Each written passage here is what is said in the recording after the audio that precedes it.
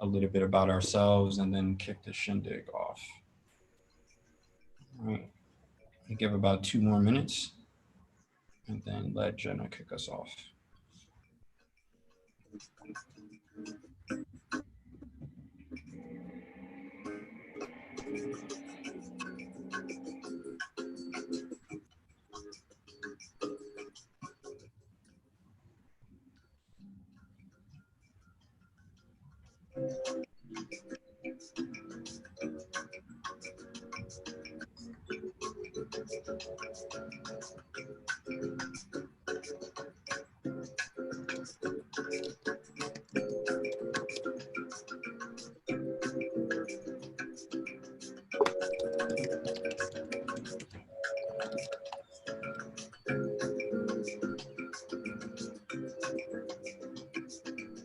All right, 1 more minute.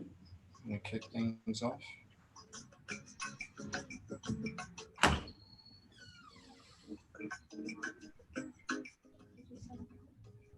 Way too hot.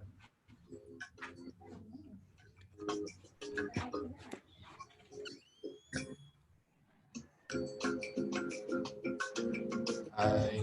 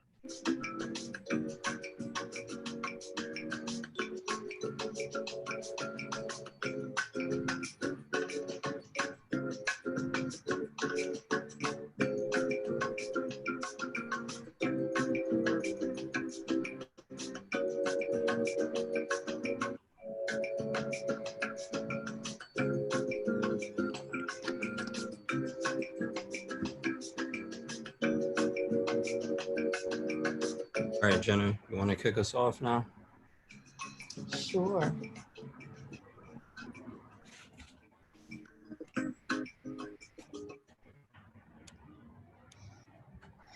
Hello, thank you everyone for coming. My name is Jenna. I want to thank you all for coming to our virtual job search like a recruiter workshop. Um, Oops. there we go. Oh, Go for it.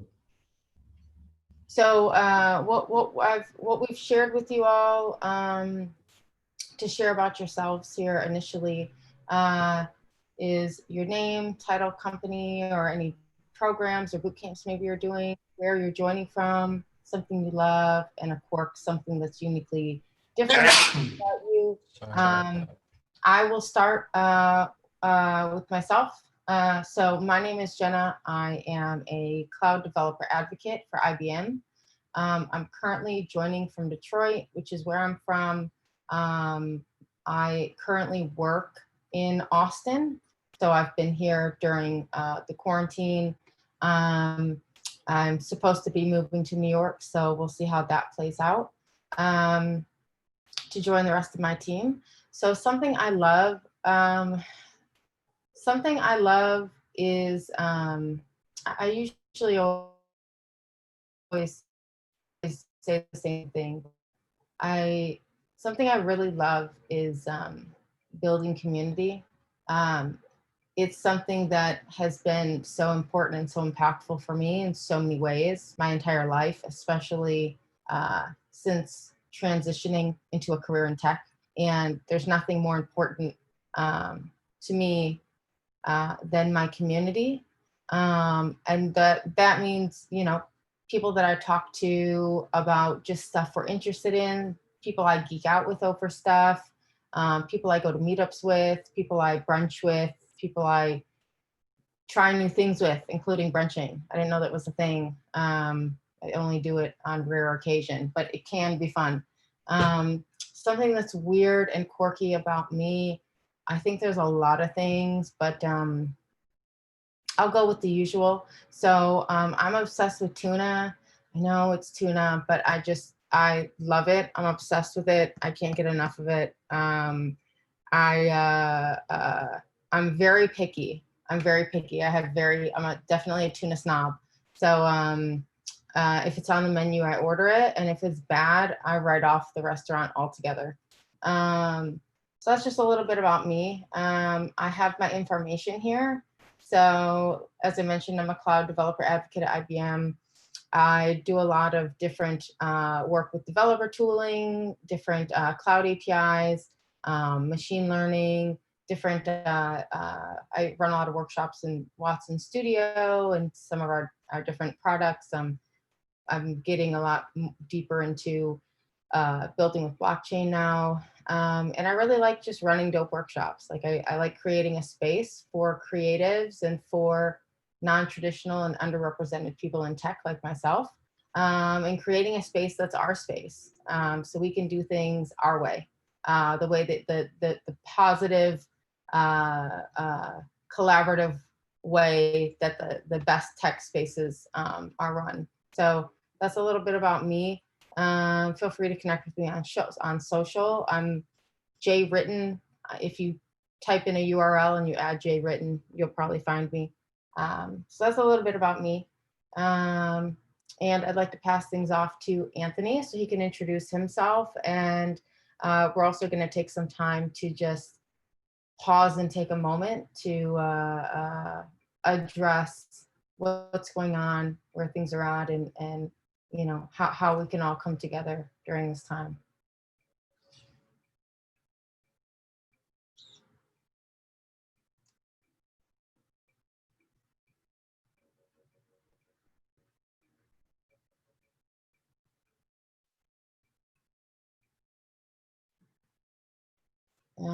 I think we can't hear you, Anthony.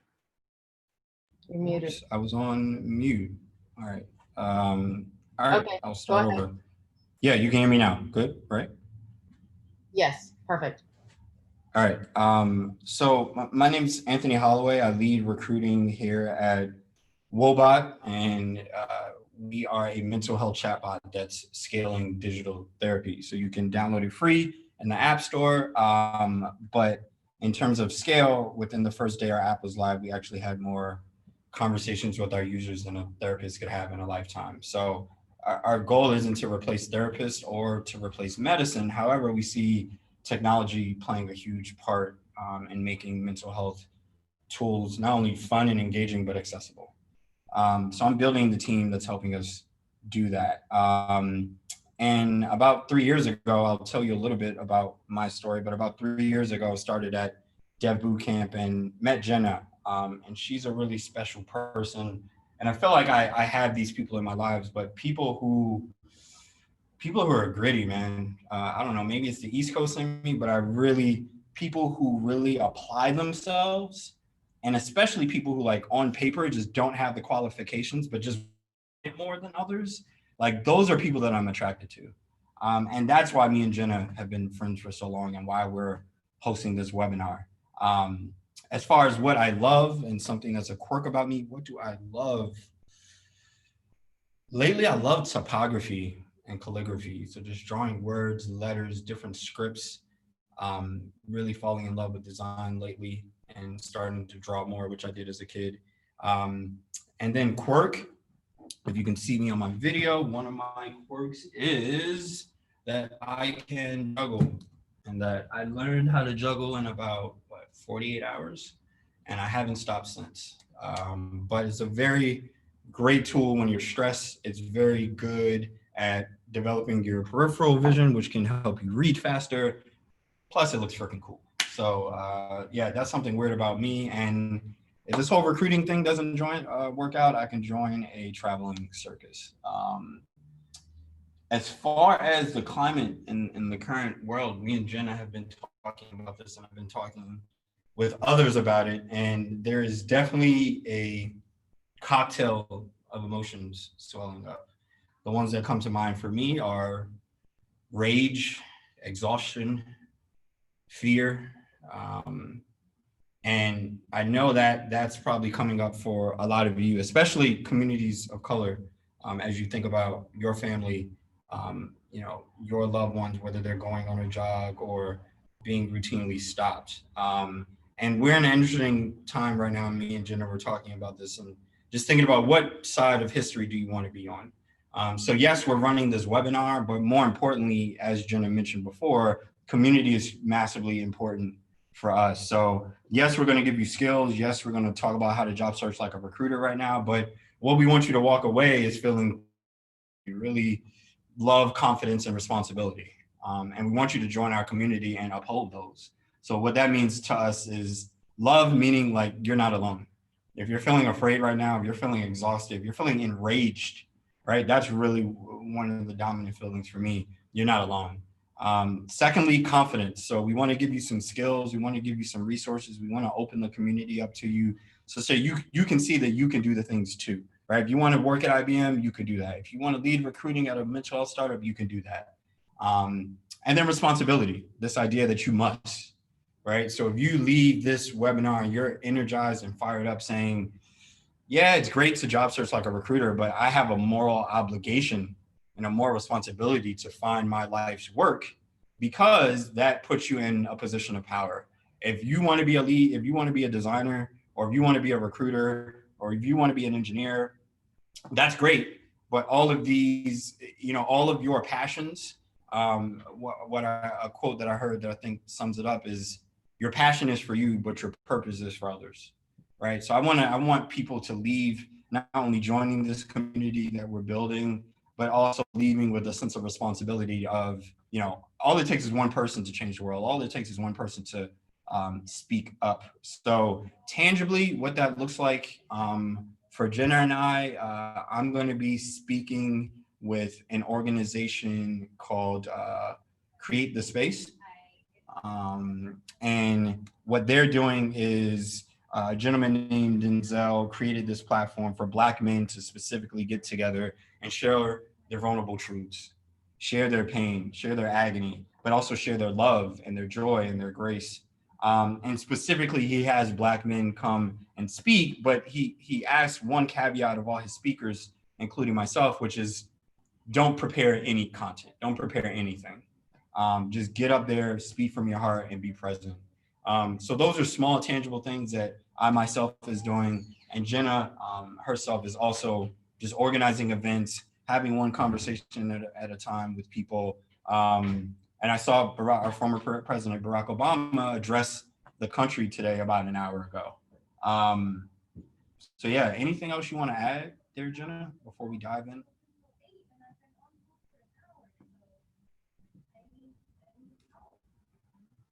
No?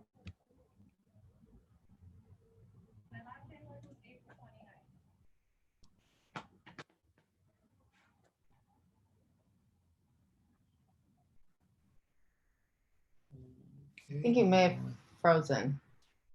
Okay, I can hear you now. Cool. And what I was saying is that, is there anything you want to add before we dive deeper?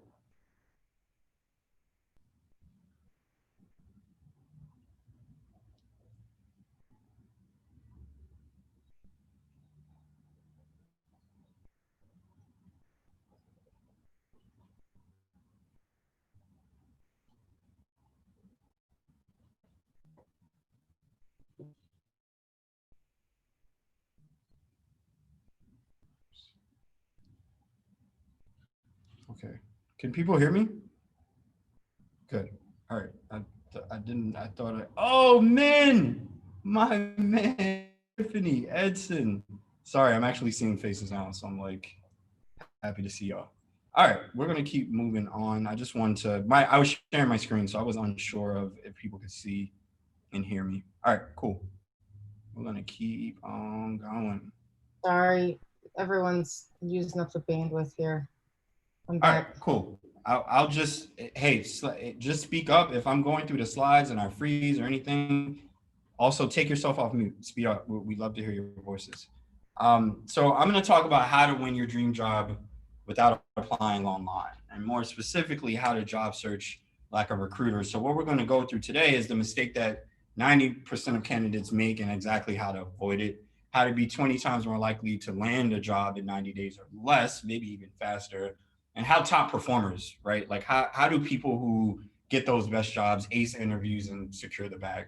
And then I'm going to give you an opportunity to actually level up and dive deeper today, along with some different bonuses if you stay until the end. So why do I do the work that I do? Well, it really starts with my mom. She's always had my back, as you can see here in this picture. And along with a lot of other strong women that raised me in my life, has just been my biggest cheerleader. And then I'm also the eldest of three. My brother, he's the youngest. My sister is in the middle, and I'm the oldest. So a lot of the work I do, yes, I want to be successful. I want to make a good living and make a difference, but it's also to show them what's possible and to trailblaze and to leave a path and a legacy. So a little bit about my story. I went to university, kind of like a lot of millennials, went to university and did it really for my parents, right, to make them proud. And then a little while in, I was just like, I'm switching my major. And my parents are like, no, you're not. Like, what the hell are you doing? What's going on? And I stood strong, though, because I knew that engineering wasn't for me. And I was more driven towards math.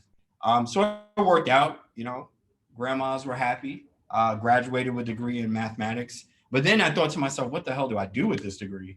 Ended up working for a bank, and primarily for two reasons. One, because I was broke and I needed to pay my rent. But two, I wanted to wear the nice suit, right? I wanted to have the tie and the pocket squares. So a little bit of vanity and necessity made me go into banking, and I got a little bit of money. But from in those hours between 9 and 5, I was kind of sitting at my desk like this isn't life. This isn't for me. This isn't my greatest potential. So I ended up doing a fellowship called Starting Block while I was working in banking. And this allowed me to commit myself to finding passionate and purposeful work. So if you got 100 people in one room for 5 days and talked about building socially impactful businesses, that's what Starting Block is about. And then after you leave, you have this community of people, which I've written about on my blog, that have your back, right? That you can lean on for referrals, right? And a lot of these people I still reach out to, I still connect with. But it really showed me the power of community. And like this picture, I feel like this is what networking means, right? It's not manipulating people to give you what they want. It's being of service to others, and then that karma coming back tenfold. And most of my opportunities have come because of, I went out of my way for somebody else and they returned the favor. That was actually the case with Cameron on the left. She was my teammate when I first moved to California, but I was able to get that opportunity in that interview because she was working at Dev Bootcamp. She met me through Starting Block and said, hey, I think you would be great for this job. I looked at it and just took an opportunistic view, and I was like, wow, that would be great. That's in California. I think I could do that. But on paper, I didn't make sense for the job. So I interviewed for it, got all the way to the final round. And then they were like, nah, bruh, like, thanks, but no thanks. Like, you got to hit the road. So type yes into the chat if this has ever happened to you, where you get all the way to the end, you think you rocked it, and they're like, nah. And then you feel like this inside. Inside, your world and your soul is dying, and you're kind of keeping up appearances on the outside, which I mean, we can kind of say that about even the quarantine right now, right? But I'm a big believer in community. So I followed up with everybody. They called me back and they say, actually, somebody on the team quit. Would you be still interested in the opportunity? And I said, yeah, but we're going to kind of renegotiate my salary because I have some leverage now. And we'll talk more about how you can do that later. But ended up getting the job. And I mean, totally changed the trajectory of my life.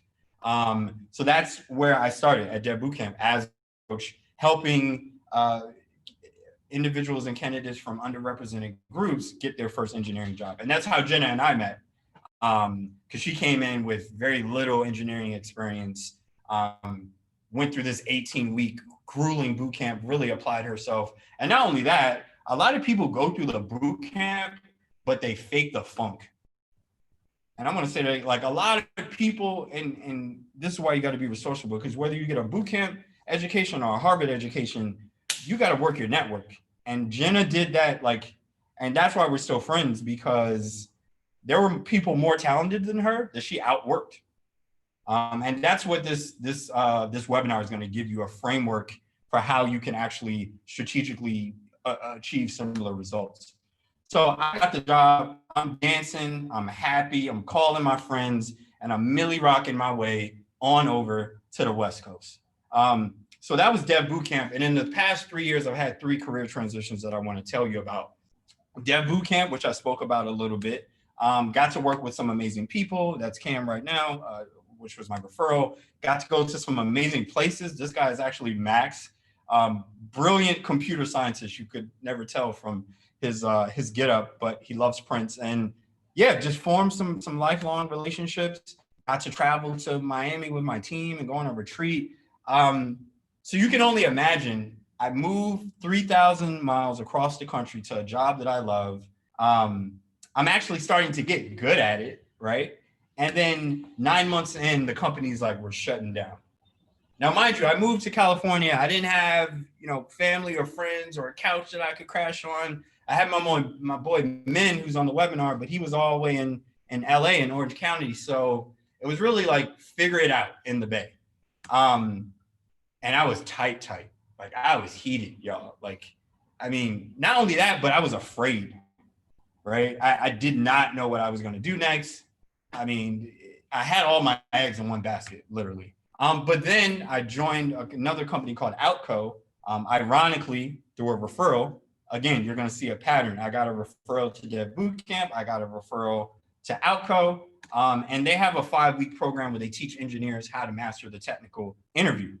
Now, I was building partnerships for them, building a new business line. And within the first 5 months, I was contract to hire. So they were like, hey, this is a new role. We're not sure if this role is even right for you or the organization. Like, let's test it out. I'm like, okay, fair enough. My 5 months goals, I was able to hit those in 45 days and bring in nearly $20,000 in revenue. And that represented 6 different partnerships in the first 6 months. And not only that, they made me an employee and gave me a little bit of a raise. So imagine how I felt when I walked into work March 8th and they were like, listen, bruh, this ain't really working out. They hit me with the, it's not you, it's us type thing, where they were changing their business model. But again, what you'll see, a theme in my story is being resourceful.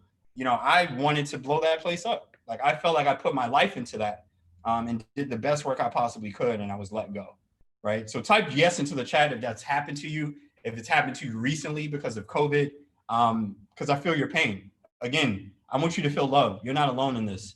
I've gone through it, others have gone through it, and we want to support people who are going to continue to go through it. But it makes me think about this. Everyone has a plan until they get punched in the mouth. Mike Tyson, right? So it's great to have all of these strategies and these different things, but I want to give you something that's battle tested. Like, I'm not going to sit up here and talk in my ivory tower. Like, I've done this. I've helped Jenna do it, and I've helped others. So we're going to keep diving in. But after they let me go, which was last March, within the first 2 weeks, I had my first few interviews. Within that first month, I was actually also able to secure a $4,000 contract because your boy needs to pay his rent. And I got a job offer on March 29th, which was only 21 days after I was let go. And this is where the job search like a recruiter journey and the content and everything that we're teaching today started. It started out of pain, started out of agony. And I was able to get a $30,000 raise once I moved to Wobot, which I'm going to speak a little bit more about. But I don't want to paint it as if it was all rainbows and sunshines. I was rejected from several positions that I thought I was well qualified for. And I was able to, I worked with some mentors of mine and was able to just negotiate my role and understand the value that I was able to add, gave a counter offer. And then that's what allowed me to kind of originally get more money than I anticipated. And lastly, I was very aligned, meaning I knew what problems they needed to solve. And I knew how to position myself as that solution. And we're going to talk a little bit more about that in the coming slides. Again, right now I'm at Wobot. Download Wobot. I'm a little bit biased, but great application that can bring more mindfulness into your life. Again, great blog post. I did that in only 21 days. And what's in it for you? Why should you even stay on this webinar? Why should you stay until the very end? Well, again, we're going to talk about the mistake that 90% of candidates make, exactly how to avoid it, how to ace, interviews and actually find a job in 90 days or less. I don't want to, bullshit you and tell you that you can find it in 21 days. I did it, but that's very challenging. 90 days is way more manageable. Also the step-by-step process to, make you 20 times more likely to get hired, right? I'm a recruiter. I'm on the other side talking to hiring managers every day. So I'm giving you the perspective of a company that's trying to hire, right? And then lastly, how do you answer any interview question? Because you can find great companies, you can have a great resume, and you can just bomb in interviews and not convert to offers. So we're going to talk about a technique that I've learned and also developed and taught others to actually answer any interview question without having to feel inauthentic or feel like you're reciting lines that you memorized. But wait, there is more. So I'm going to show you exactly how I got all of these salary increases at every single one of these companies. And more importantly, how I was able to leverage my network, right? People always say you should network, but I don't know. When I was in college, nobody actually taught me what that looked like. And I want to add something tangible for you. But wait, there is more. If you stay into the very end, I'm going to give you the opportunity to get 30 minutes of personal coaching from myself or Jenna when you want to negotiate your offer. Also, the blueprint of, like, if you want to start negotiating, say you had an offer today, like, where would you start? What's the email that you would write? What would you say? All of those nitty gritty things I'll provide to you. And then also a call to give you some tailored resume advice, which me and Jenna have also done a week or two ago. We did a live resume workshop. So all things that you'll have access to if you stay into the very end and opt into some of the resources and bonuses that we're going to offer you. So first, we want to start with reverse recruiting.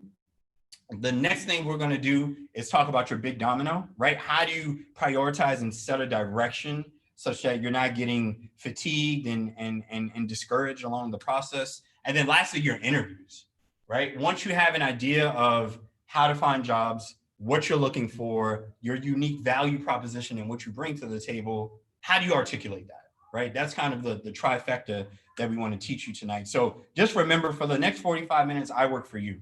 So I'm going to be speaking fast. I'm going to go through a lot of content, but I want it to be valuable for you. I've gone on a lot of webinars and they get you to the end and they try to sell you something, but they didn't really add any value. And all they did was take your time. So if I do my job well, which I think I prepared well enough for, then even if you don't buy anything with us, even if you don't join our community, you'll walk away with some tangible things that you can apply tomorrow. Deal? Cool.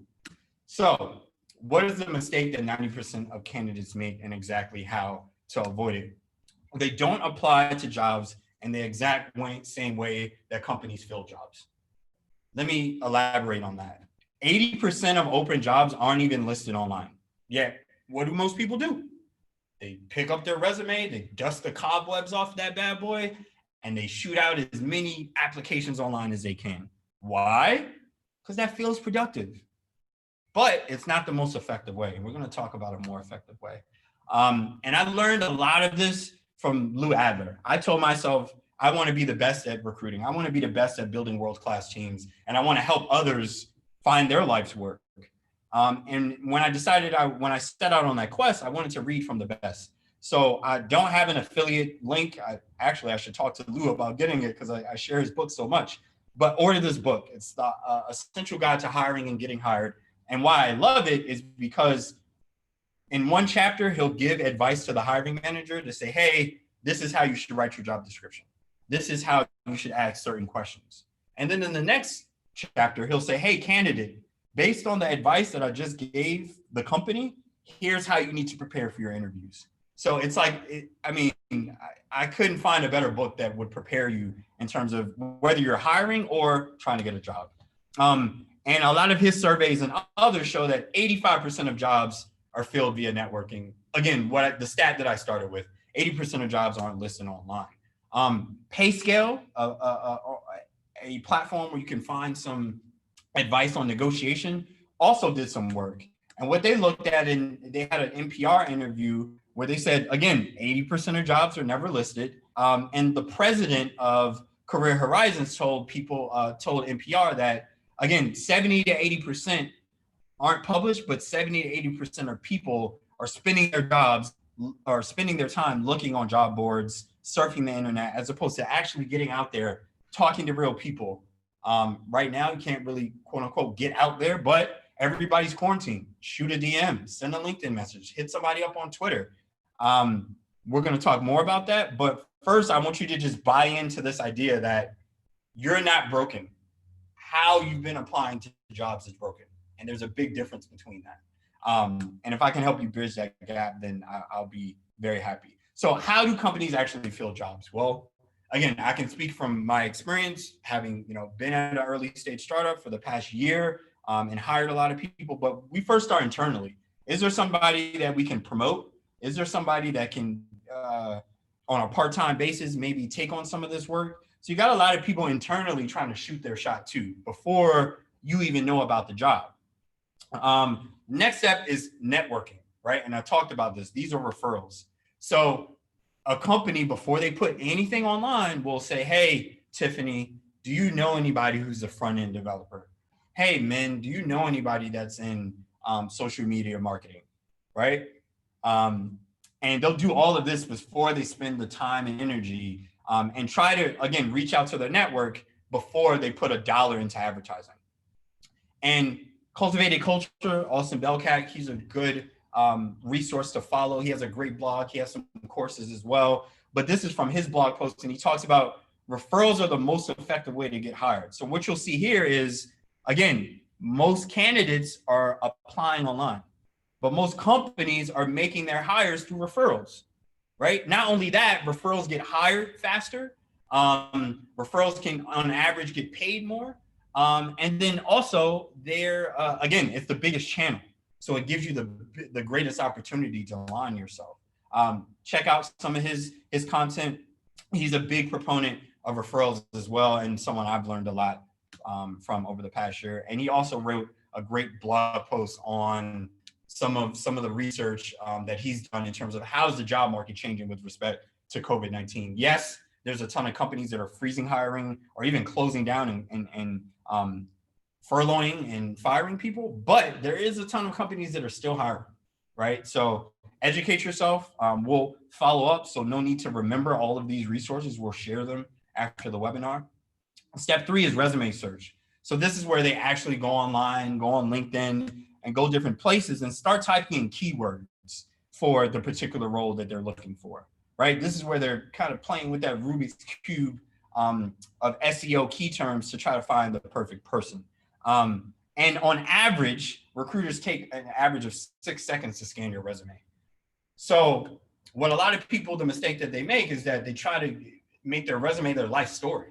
But your resume is really an ad, right? We've all been on YouTube. You've skipped an ad in 5 seconds. Think of your resume that way, right? What are you going to put at the very top of your resume to make someone not skip it? And we'll dive deeper into that later. And then the last step is they'll post a job, right? And then they'll start taking inbound candidates. But what do you see on this left side is what everybody's doing. So you can either be in this bucket or you can dance your way to the money bank with Carlton on this side of the pie, right? So first, I want you to buy into the mindset that if you make this shift, you'll get better results. Next, we're going to talk about how to tangibly do that, but you want to focus on the hidden job market to get your job twice as fast. Why? Because in the public market, meaning if you apply online, they're just looking at those keywords and experience. They're not looking at you as a whole person. And it's not the company trying to do that. It's just the volume, right? If you get hundreds of applications a day, you have to create a system to filter through it, which is why in the hidden market, people focus on your past performance and your potential. So an example of that is when I worked at that boot camp. This was actually the resume that I applied with. If you think this is a terrible resume, type yes in the chat. I think this is horrible. However, at the time, I really knew my audience, and I thought Dev Bootcamp, they're quirky, they're fun. I think they'll appreciate this. But what really solidified me getting that interview is the strength of my referral. Like, she was able to say, hey, I met this individual. I think they have a lot of potential. I think we should interview them. So despite how poor my resume is, I still had a chance because I got a referral. And we're going to talk more about that. But just from a statistics standpoint, 1 in 250 applications gets hired, but 1 in 4 referrals gets hired. So what bucket do you want to be in? I think it's the second bucket. But if you do, you don't have to do the math. You're 20 times more likely to get hired with a referral. But now you're wondering how, Sway, how, Anthony, how, Jenna? I mean, this is great and all, but how do you actually do this? Well, if you wanted 20 extra chances of landing a job in 90 days or less, you have to job search like a recruiter. And that's why we're here. So it starts with reverse recruiting. So what I'm going to talk about first is what I do as a recruiter on a day-to-day basis, and essentially how you can steal all of my tactics and techniques and apply them to your own job search. So before diving into the nitty-gritty, this is like skill.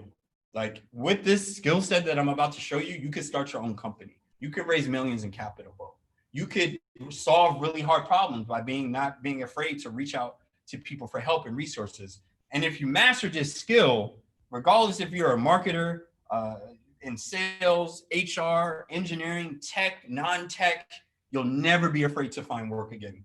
Because, what's that phrase, teach a man to fish versus, I'm like blanking on the words right now. I'm like getting energized about this. But I want to teach you how to fish, right? So how do recruiters recruit? So on a day-to-day basis, for example, I'm looking for a machine learning engineer. So I reached out to this woman, Heidi, and said, hey, I'm impressed with your work. I started with just flattery and acknowledgement, right? And then I said, especially on your focus on improving ML models that help curate content for healthcare professionals. So here she sees that I've read her profile, that I'm not just spamming her. And I said, hey, I want to have a conversation with you. Let's talk. She accepted my LinkedIn request. And then once she did, I sent her another request that said, hey, let's book some time. And as you can see, in less than 24 hours, I scheduled some time to speak with Heidi, right? Another example of this is, again, reached out to an iOS developer, said the same thing. I'm impressed with your work, especially your focus on iOS development and data analytics. Let's have a long-term conversation. Again, less than 24 hours, he booked some time with me, also sent me his resume. Mariah is another good example. With her, I really took some time and said, hey, I especially appreciate your awareness of cultural nuances through your experiences in Africa, Europe, South America, Middle East, et cetera, right? So again, it's not rocket science. It takes a little bit of practice, but if you reach out to people this way, like, this is how you can accomplish anything. This is how you can find a job. This is how you can find housing. Like, I totally forget this, but this is actually how I found an apartment when I first moved to the Bay Area. I used this exact strategy. And all I did was reach out to people. And what I realized is that certain people wanted to know, all the people who were looking for roommates wanted to know certain things, like, what did you do for a living? And what hours would you be in the house? So I essentially put an email campaign together, reached out to everybody, gave them all the information that they wanted, and then had a bunch of leads just come to me. And you can apply the same thing in your job search. So I know this works because, again, look how it resonated with Mariah, right? She talks about being, human-oriented systems and applications. And like, you can see that she wanted to have a great conversation and was engaged, and she didn't feel like I was spamming her. Desmond, I reached out to him to say the same thing. He actually wasn't looking for a job. So even if somebody says no to you, I would still follow up with a great question, which is, hey, do you know anybody else that is looking for this role? Or if you're job searching, do you know anybody else that's looking to hire a designer, right? And if you can do that, then what it'll allow you to do is get a lot of referrals, get some people that can make an intro, and then again, you're more likely, 20 times more likely precisely, to get hired. So what does reverse recruiting actually look like? Well, one thing I want to be very clear about is I don't want to preach fluff or hyperbole here. So I want you to land a referral in 14 days or less. Like, that's what this is set up to do. But like, why a referral? Why 14 days or less? And why does this strategy work? I've told you a little bit of that, but I want to dive to capitalism, right? Like how does this affect the bottom line of companies? We already said a lot of companies, their primary source of hiring people is referrals. Cool, we know that. But if you follow the Balance Careers, which is a great blog post where you can get a lot of research and a lot of advice, they talk about employee referral bonuses. And they're key because they're a win-win-win. If you say, for example, Jenna introduces me to a role at IBM. If IBM hires me, they're going to give Jenna, based on their incentive program, anywhere from $1,000 to $3,000 just for making that hire. So by getting a referral, you're doing yourself a favor because you're going to get a job faster and be more likely to get hired. You're doing the company a favor, right? Because you're speeding up their process. And then you're doing the person who referred you a favor because they're getting a check. So you're literally leaving a bunch of money on the table when you try to apply online and beat your head with that. So you're saving the company time and you're saving the company money. But what does this look like tangibly? Well, first, if you want to apply this in your own life, you want to start with your first, second, and third degree connections. How are we on time? Okay, 4:48. First degree connection. These are people that you know, people that you trust and can vouch for you. I can rely on Jenna for a referral. I can call Tiffany for a referral. I can call men for a referral. Like, literally, these are friends of mine on the webinar, and these are people that are going to be first degree connections for you. So maybe project managers you've worked with, office managers, executive assistants, people you volunteered with. You don't know who the people in your network know. You could literally be one person away from the introduction to your dream job, but you have to apply this rigor to it. So on March 8th, when I got let go from Alco and your boy was hella tight, I reached out to my network. I found a company called BetterUp, which is similar mission to Wobot, but they're focused on digital coaching as opposed to therapy. And I found out that I had Angela Marshall, who was someone I coached at Dev Bootcamp, very similar to my relationship with Jenna, and also Maolam, phenomenal recruiter, stand-up gentleman, a scholar, a Renaissance man. Follow this man if you aren't, a huge mentor in my life. And he was able to give me a referral to BetterUp. Now, mind you, I got let go on March 8th. So I want to acknowledge that I did take some time to grieve, right? And I don't want you, if you got let go last week or in the past 90 days, take your time to grieve, but don't take too much time. Like, don't take a month, don't take a week. I would say take a few days and really just, right? Because what allowed me to get the job in 21 days is that on March 12th, I hit up Maolam, and by March 20th, he was introducing me to a referral and got me an interview. And by March 25th, I had already had that interview, right? But that wouldn't have been possible if I waited till March 25th to get started. Are you with me? Same thing with Wobot. On March 14th, I reached out to my now teammate and said, hey, I'm no longer with Outco, but would love to do a testimonial video with you since I partnered with you. And this is the email that actually turned into my job offer. And then ultimately a meeting with the founder and the CEO where we talked more. So this is the resume that helped me do that. I'll talk more about that. I don't want to talk too much about resume, but as you can see, like this is a marketing tool. You should be putting hyperlinks. You should highlight things that matter to you and that impacts that you make. And you should try to quantify the work that you've made, right? Secondary people. These are people that you're mutually connected with. So maybe I'll reach out to Jenna or Tiffany or Edson and say, hey, I know that your company isn't hiring, but who do you know, right? So tap your first degree connections, tap your second degree connections, and ask introductions to companies and people who are filling the type of roles that you want. So you can see I did this here with Jin Young. Jin Young was actually someone who I worked with and coached at Dev Bootcamp as well. And I was trying to get her referral to another engineer that I was interested in. And her answer from that engineer was no. So again, you got to have tough skin for this. And what you'll see is I get rejected all the time. And I think like people don't see the rejection, so they don't know, maybe I don't talk about it enough. But you will get rejected. People will not read your messages. People will, not want to speak to you.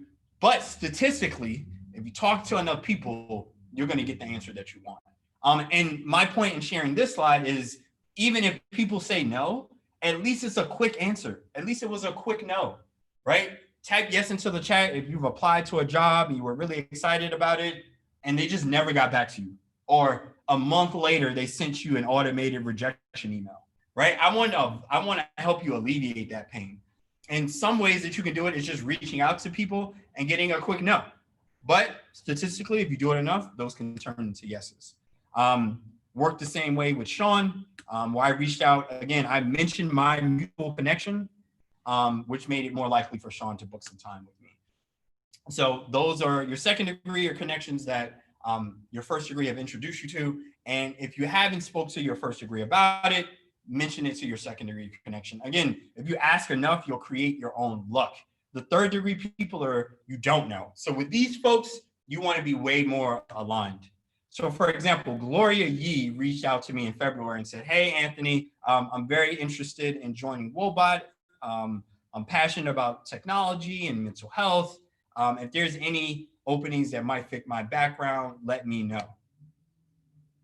Gloria had the perfect timing. Long story short, we didn't end up hiring Gloria. However, she was one of the first candidates I interviewed because when she reached out to me, we hadn't even opened up this job description, which was for a data analyst. So reach out to people, but more importantly, be aligned. Like when I looked on her LinkedIn profile, she had the skill set that I was looking for, right? And she had some projects to speak about the data analysis work that she had done. Secondly, be solving problems. I've never joined Wobot. I had never hired a product manager. I can proudly say that I did. This is Miriam, and she's phenomenal. But I started to use reverse recruiting to reach out to other product managers and say, hey, I've never done this before. I don't know what the hell I'm doing. Can I get your advice? So even if you don't use this to find your job, you can use it to, seek advice, to start companies, to do user research. Long story short, I talked to her and she gave me some great advice. She spent 30 minutes with me and said, hey, here's how I think about hiring product managers. And then lastly, be persistent. Remember Malum that I spoke about? Well, in 2017, I actually reached out to Malum and said, can I buy you coffee? My name's Anthony. I build partnerships with company. At this time, he was working at Thumbtack. And I said, I see your company needs some engineers. Are you free to chat Tuesday? This isn't even the greatest email, I would say, right? But I shot my shot. And Malcolm got back to me and essentially said, thank you for reaching out. Our team has it handled. Essentially, he said, thanks, but no thanks, right? And then again, persistence. I said, hey, I appreciate you getting back to me. Thanks for being transparent. I'm acknowledging his message and what he's trying to relay. But I told him, hey, I'm still excited to speak with you, right? Would you want to have coffee at 3 p.m. on this day? I also did my research and saw that your office isn't too far away. Again, maybe borderline, but before I share this next slide, Jenna, in the chat, how would people respond to this? And what do you think Madeline said?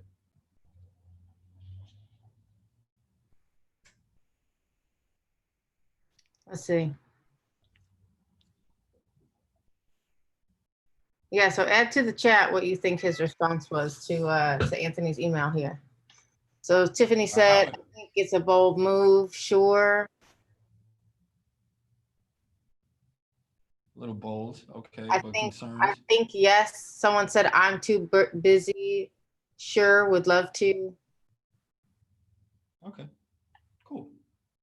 So you can even see here, just statistically on the call, some people are like, some people are like, sure, some people are like, I'm too busy, right?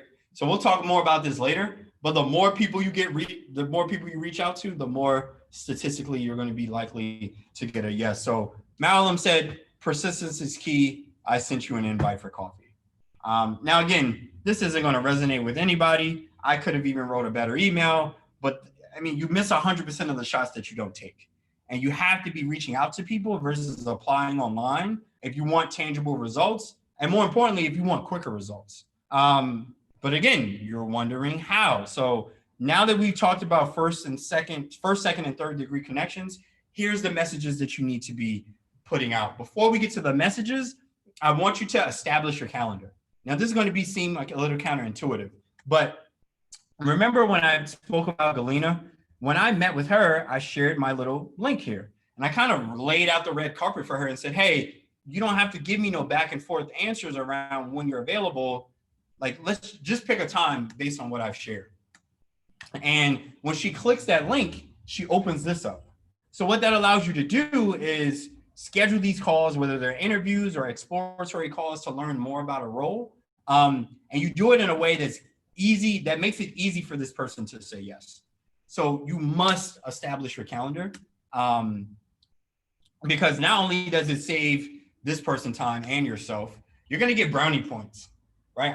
All I do is have interviews and all I do is have meetings all day, and it makes it 10 times easier. Plus, the geek in me just feels like Tony Stark, where I'm just like, here's my information. Let my assistant on the back end, handle this for us. So after you get your calendar set, right, and you decide, okay, these are time, and more importantly, before I go on to the next point, why this works is because think about if you've gone to a restaurant before and they had 50 items on the menu. How hard is it for you to choose? It's unbearable, right? So same thing when you're choosing times. This not only puts you in the driver's seat and allows you to meet at times that are only convenient for you, but it gives the person that you're trying to meet with, they can just choose. They don't have to, do the back and forth. And the less options you give them, actually, the better. So 99% of the time, I would say they pick a time that works for you. And, 1 to 10% of the time, you'll have to adjust based on their schedule. So the next thing you want to do is make your list, right? So say, for example, you want to be a project manager. You can go into LinkedIn, and I always say start at LinkedIn. There's 50 million people on there, 100 million plus jobs. Not many people use it the right way, and that's exactly why you need to be on it. So if you want to be a project manager, again, that same terminology we use, first, second, third degree connections. You could search your first or second degree connections. You could say, hey, I want these people to be in the Bay Area where I am. And you might say, hey, I want them to be in the health and wellness industry. These are just examples.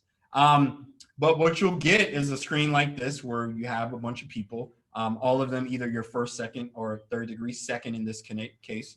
And if you ask enough, you create your own luck. So even as I was creating these slides and I clicked on this young woman, Ashley's profile, she actually reached out to me. And she said, hey, thanks for checking out my profile. Let's reach out. Now, I'm not hiring program coordinator or a consultant who has her expertise. But the point about networking, and a mentor told me this, is you want to drill your well before you have to draw from it. So don't start networking when you need a job. Always be networking, right? And this framework that I'm giving you gives you an opportunity to do that. So what I want to dive into is a tool real quick that can help you manage all of this. So this is called Hunter. And what it's going to allow you to do is create a board with different jobs that you're considering. And what you can do is you can actually even search jobs on their platform. So for example, say you wanted to work in healthcare. Again, just using an example, you could click on a healthcare board. You could say, hey, I want to be I don't know, maybe you want to work in sales, right? And you could say save. And what this is going to allow you to do is then go to your job board, and you can see that I have this sales executive task here. And it saves all of the information in terms of the job description, all the details you need. But what's also really cool is they have a more premium version. I think it's free for a little while, where they'll find all the contacts that work at that company for you, right? And all you have to do is actually reach out to these people. Another thing that I really like about this is that you can leave your to-dos. So maybe you want to say, reach out to 5 people like Anthony said. Boom. And you can track that progress, right? And it's all in one central place. They also have a Chrome extension, which makes it really easy. And then if you sign up for a premium version, oh, I forgot, it does maps as well. So you can see this from a map standpoint. But if you sign up for a more premium version, which I think might be like 10 or 20 bucks a month, it'll give you some data and analytics around what that looks like. So your goal, I would say, is while doing this and using this framework, is I would use Hunter and actually capture 5 different people that you want to reach out to. And we're going to reach out to our first degree, second degree connections, and these are the messages that we're going to use. But I wanted to recap about, what those people are. And who do you reach out to? Because I know you're wondering. You want to reach out to either hiring managers, recruiters, or teammates. Hiring managers are, for example, if you want to be a social media marketer, this might be the head of marketing, right? Or the head of PR. Also reach out to a teammate. Maybe there's another social media marketer and they're expanding the team. Reach out to that person. Also reach out to recruiters. Reach out to people like me. Literally, we talked about this, but if you get referred, that person is probably going to make a check. And if you go to a recruiter, you're literally doing their job for you. My job is to find candidates. And if I have a candidate that comes to me that's halfway qualified, then I'm not doing my job if I don't follow up on that. So what does the actual messaging look like? So first, you want to acknowledge the person, acknowledge that you read their profile, say why you're reaching out to them, make a clear ask, and then get the hell out of there, close it. So these are the templates that you can use, and don't worry about taking notes or documenting this. Everyone who attended, regardless if you sign off right now, we're going to send all of these resources. So a first degree message might look like this. Hi, Tiffany. It's been a while, but I hope all is well.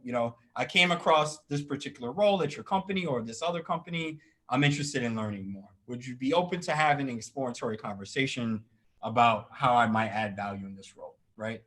And then more importantly, if you're not the person I should speak with, who should I connect with? So even if they say, oh, no, I can't help you. Hey, who do you know that can? Maybe you can get a second degree connection. And then the devil is in the follow-up. So I read Fanatical Prospecting by Jeb Blunt, and he said, in God we trust, everyone else with. In God we trust, everyone else we follow up with. So I coach a ton of people, and I see a lot of people struggle with the job search, and then I ask them, okay, well, how many follow-ups have you made? And oftentimes it's 0, right? So sometimes people legitimately forget about your messages. So you have to follow up. So that's why I made this follow-up sequence. And more importantly, if you print this out and just do this every week, you're guaranteed results. It's like statistically, people are going to get back to you. So that's why I list out these connections. Again, this is exactly the message I sent to Malum. And then your second degree connections, you might say something like, hey, Edson, our mutual friend or our mutual connection, Jenna, is a good friend of mine. Since I respect their work so much, I felt comfortable reaching out to you. I'm reaching out to start a long-term dialogue. I want to learn about your journey and the work that you do. Let's connect, right?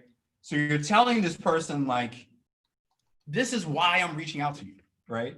And actually, a stat that I want to share with you is that I study a lot about marketing and copywriting, and a study that they did showed that there was a study done where people were standing in a line, and there were people coming to cut the line, and they saw what responses would allow people to cut. Meaning, if I'm trying to cut you in a line and I want to make copies, if I said I need to make copies because I'm in a rush, right? Or can I just cut you, right? What they saw is that regardless of the reason, if someone said because, right, that is an indicator in our mind that they're giving us a reason and that they're giving us purpose. And 80% of the people were more likely to have this person cut them just because they used the word because, right? So telling people, hey, I'm reaching out to you because, even if they don't agree with it, is an opportunity for you to convert that message at a higher rate. So again, example of how I use that with this particular engineer. And then with third degree connections, you want to say, I'm impressed with your work, especially XYZ. Again, read their profile, read something about them.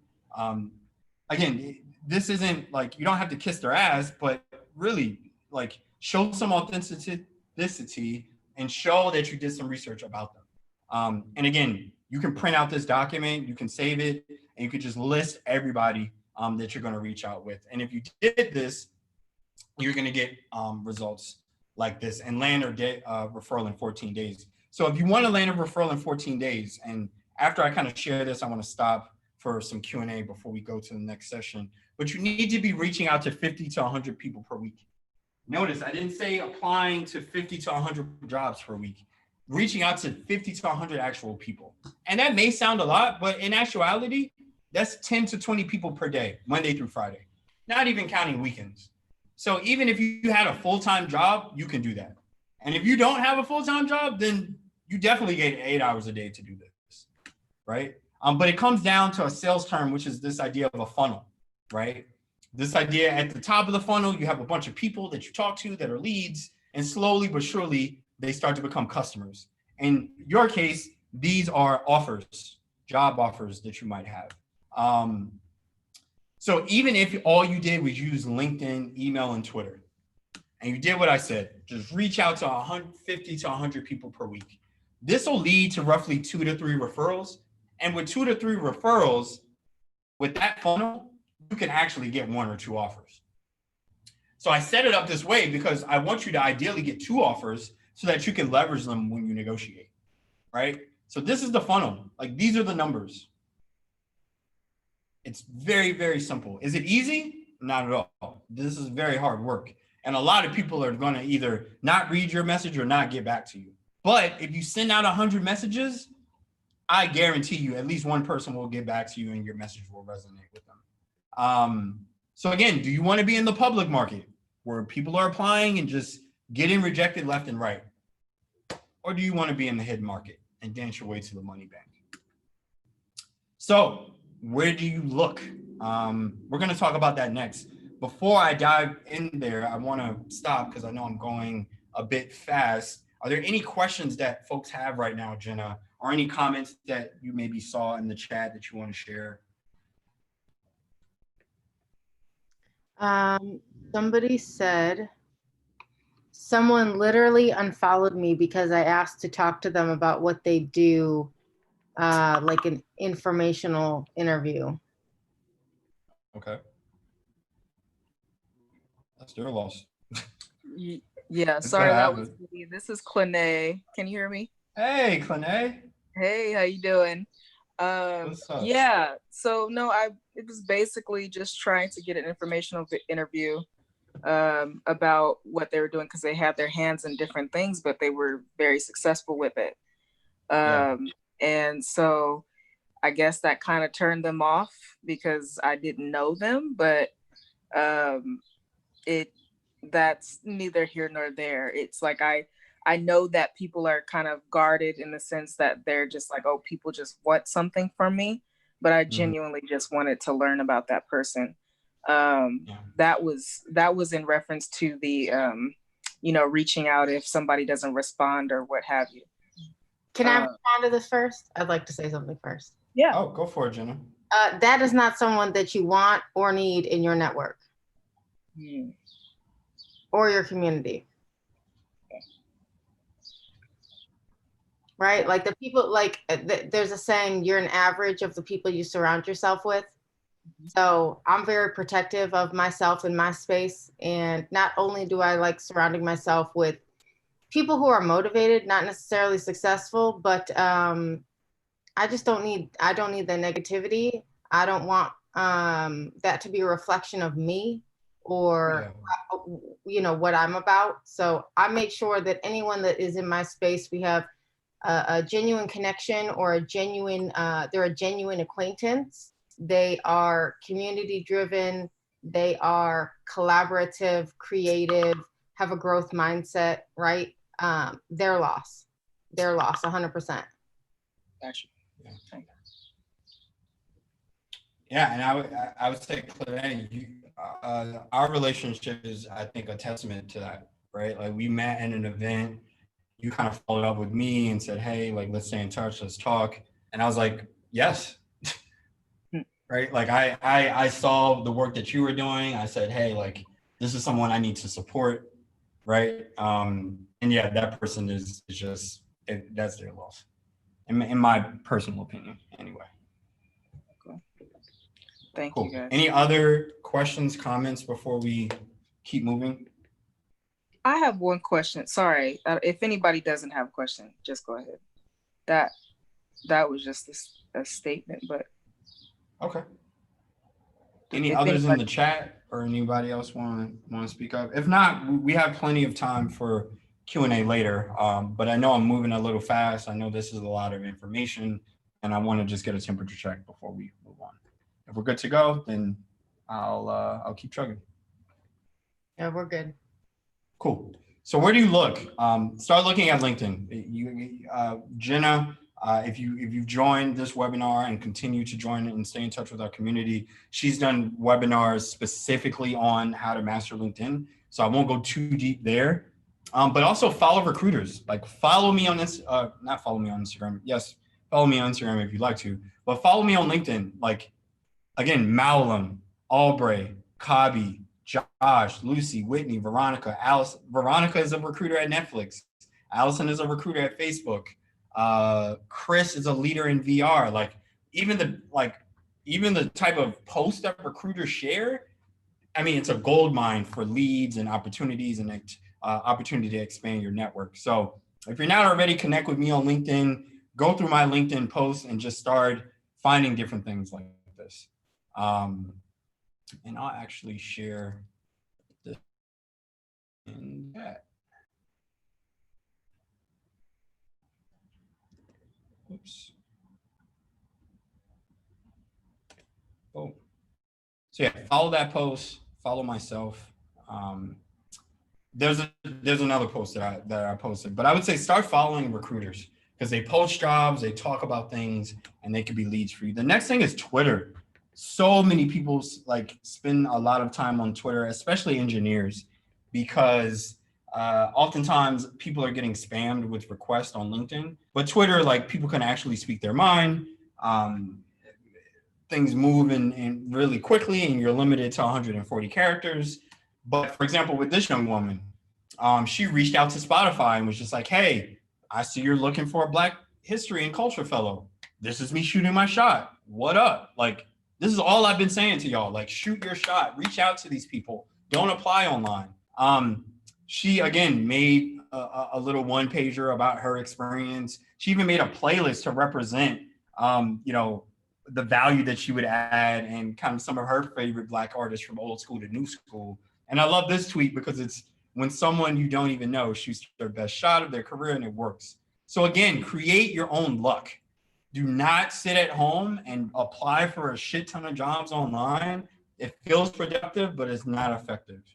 And the strategy I'm showing you here is a little bit more tangible and a lot more effective. You could use Reddit too. This is one that I'm not particularly an expert in, but use every social media channel you possibly can because you don't know where your dream job or opportunity is sitting. Another one is Fortune Term Sheet. So this is a column that a young woman writes from Monday through Friday, but it shows you a bunch of companies that have been getting investment. And having, spent some time before I worked in tech, I spent some time working in banking, and I understand that if a company gets $100 million, a lot of time their investors say, hey, at least 20 million you got to spend on hiring, right? Like you have to spend a percentage on, because that's what helps you grow, scale the business and the impact of your company. So with Fortune Term Sheet, what I like to do, I got to sign in. I won't do it. But what you can do is it allows you to see, okay, this company got 8 million in Series A, or this company got 10 million in Series B. And that's actually how I got my foot in the door at Wobot. They had just gotten $8 million in Series A last year. And I said, hey, you just got $8 million. I'm sure you got to use some of that on hiring. Let me help you out. Again, I'm not like, what I don't want you to walk away and think like this is a silver bullet and then go try it and then come back and say, oh, but Anthony, I did the thing. And it's like, no, try all of these and make sure you're reaching out to 50 to 100 people per week, and you're going to get results over time. Again, I mentioned it before, but in God we trust, everyone else we follow up with. So when you're reaching out to these people, that's great. Use all these techniques, but make sure you follow up. You can use things like Scrap, .io, which allows you to look at people's LinkedIn and actually find their email addresses. Snob.io would actually allow you to do the same. But now I know what you're saying. Like you're saying, this is great, Anthony. I understand referrals. I understand the hidden job market. I see the messages, but once I schedule time with these people, what the hell do I say? Well, again, I like to stand on the shoulders of giants. Nathan Perez wrote a great book called The 20-Minute Networking Meeting. And it's essentially 5 different steps. But I narrowed it down to 3, which is 1, ask thought-provoking questions. You need to get someone on the phone and be asking them like, hey, like, how did you get to this company, right? What is your role on the team? And like, what are some interesting projects or challenges that your team is facing? Because now once you start to get an understanding of what they need, then you can start to say, oh, I'm actually the solution to your problem. But you don't know that if you don't know their problem. So you have to ask a lot of great questions when you get people on the phone. And then the second thing is you want to gather intel and context. So if I get Edson on the phone, maybe he's not the hiring manager, maybe he's not a recruiter, and maybe he's not my teammate. But maybe I can ask him, hey, Edson, I'm looking to be a designer. Is there anybody else in your network that I should speak to? And literally, like, that's how I've gotten so many opportunities, so many calls.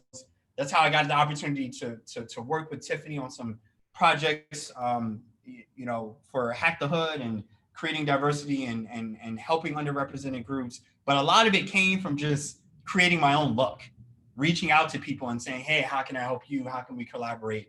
And then the last thing is reciprocity. Again, I always end a call with, hey, can I return the favor? And the thing is, even if you can't right now, you want to ask, right? Because I mean, nothing makes a better impression than that first impression. So if you meet somebody and their last impression of you is like, wow, that person asked me how they could help me. Most people are asking, what can they take from me, right? So ask thought-provoking questions, get the intel, and lead with generosity and reciprocity. So some of the questions you want to say is, what does success look like if it's a particular role? Why are you even hiring for this role? And what are some of the challenges? So that's the mistake that 90% of candidates make, and exactly how to avoid it. You need to do reverse recruiting. So you need to speak to real people. You got to apply online as little as possible. And then above all else, be adding value, right? And make it easy for somebody to say yes. That's why I'm giving you all of these templates. And I'm also showing you how to set your calendar up. So because I appreciate you, because I love you, like I said, whether you stay to the end of this call or not, I'm going to give you all of these resources for free, right? Like I'm not trying to get money from you or sell you anything. I want to give you an opportunity to invest in your future. So again, you'll get all of these templates for free. I'll email them as long as you register for the meetup. You'll get an email either tomorrow or before the end of the week with this information.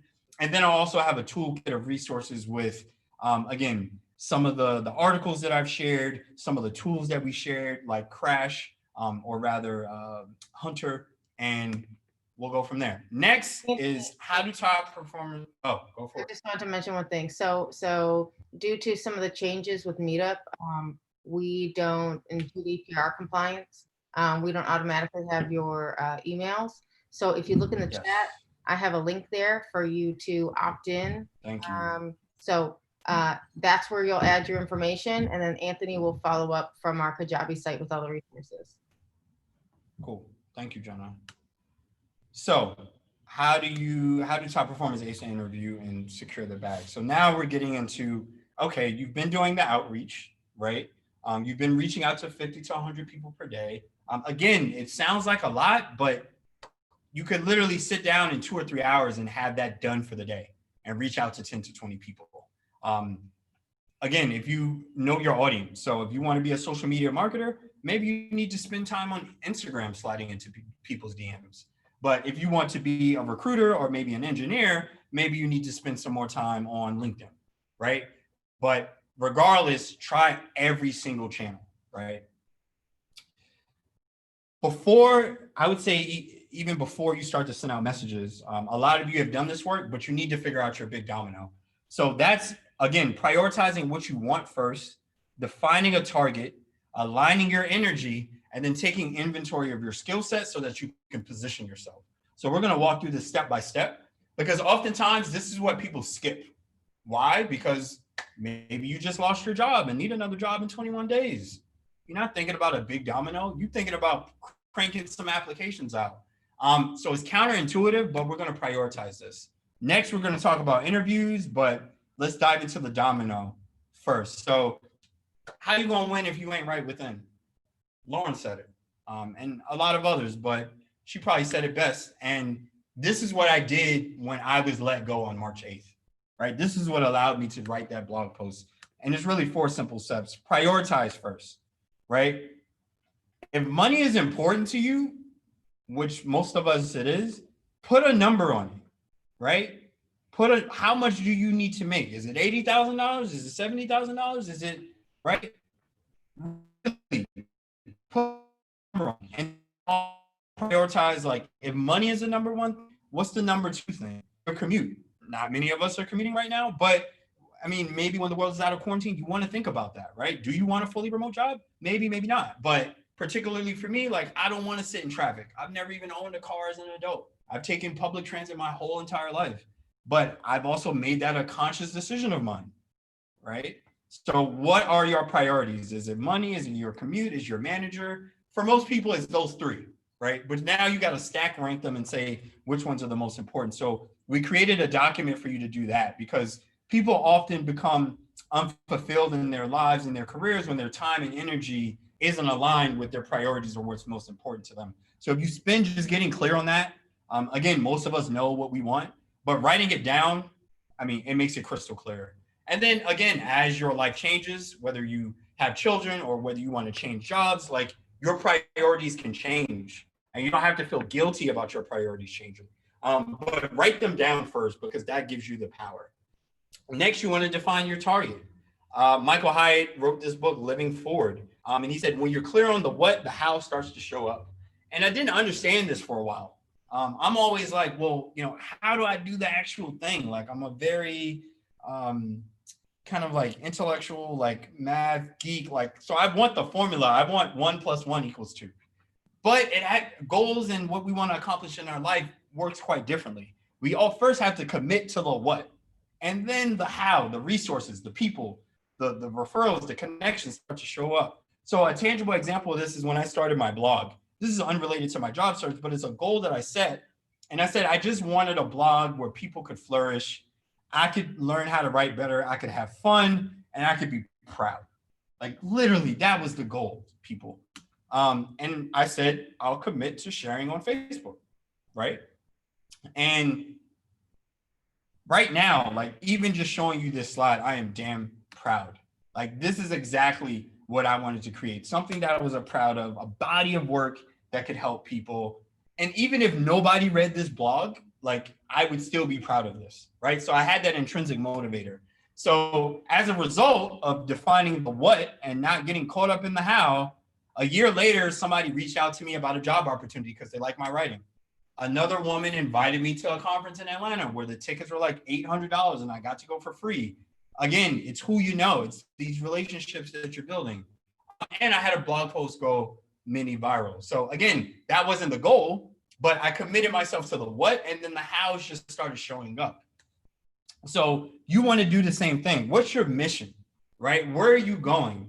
A year from now, what's the job title that you would want? What's the company that you want? Like, irrespective of where you are now, what skills you have, what degree you have, don't harp on what you don't have right now. Don't come up from a place of lack. Just come from a place of curiosity and possibility. And then you can start to build out the hows along the way. So for example, if you were going to go to the moon versus if you were going to go to Mars, those are two totally different missions. And as a result of the mission, the how is going to be defined differently. The moon is a lot closer than Mars, meaning we're going to need some different technology. Maybe we're going to need a more efficient fuel source, right? That's what Elon and SpaceX are working on, making rockets able to land and re-land, because NASA hasn't figured that out in freaking 80 years, right? So once you start to define the what, have a little faith, and the how will come along. And part of that is why we have the community, right? Define what you want, and the community can also help you get there. Another great tool is crash.co. I was actually on their podcast recently. I talked to their founder CEO, also their head of marketing, and they allow you to make digital resumes. But why I really love them, other than that, is that they have a bunch of career guides. So say, you want to make a career change, you just don't know where to start. You can look at some of their career guides, and then you can also, take a digital test that they have to help you determine which career might be best for you. Now, again, it's not a perfect science, but it will give you some data and start to pique your curiosities and interests. Career Explorer is very similar. They have data on salaries and descriptions of different roles if you want to explore new opportunities. Owler is a great platform where you can do some research on companies. If you do research on companies, if you understand their business, how they make money, like right there, you're ahead of 90% of candidates. And this is the research that most people don't do. So use a resource like Owler, Crunchbase as well. This will allow you to come into a meeting and say, hey, like, yes, I want to be a salesperson, or yes, I want to be in customer support or HR, but I actually know how your business functions. And it's not rocket science. It doesn't take a lot of research. Next, you want to align your energy. And I'm actually going to take my headphones out for this because I want to play a short video by Mel Robbins.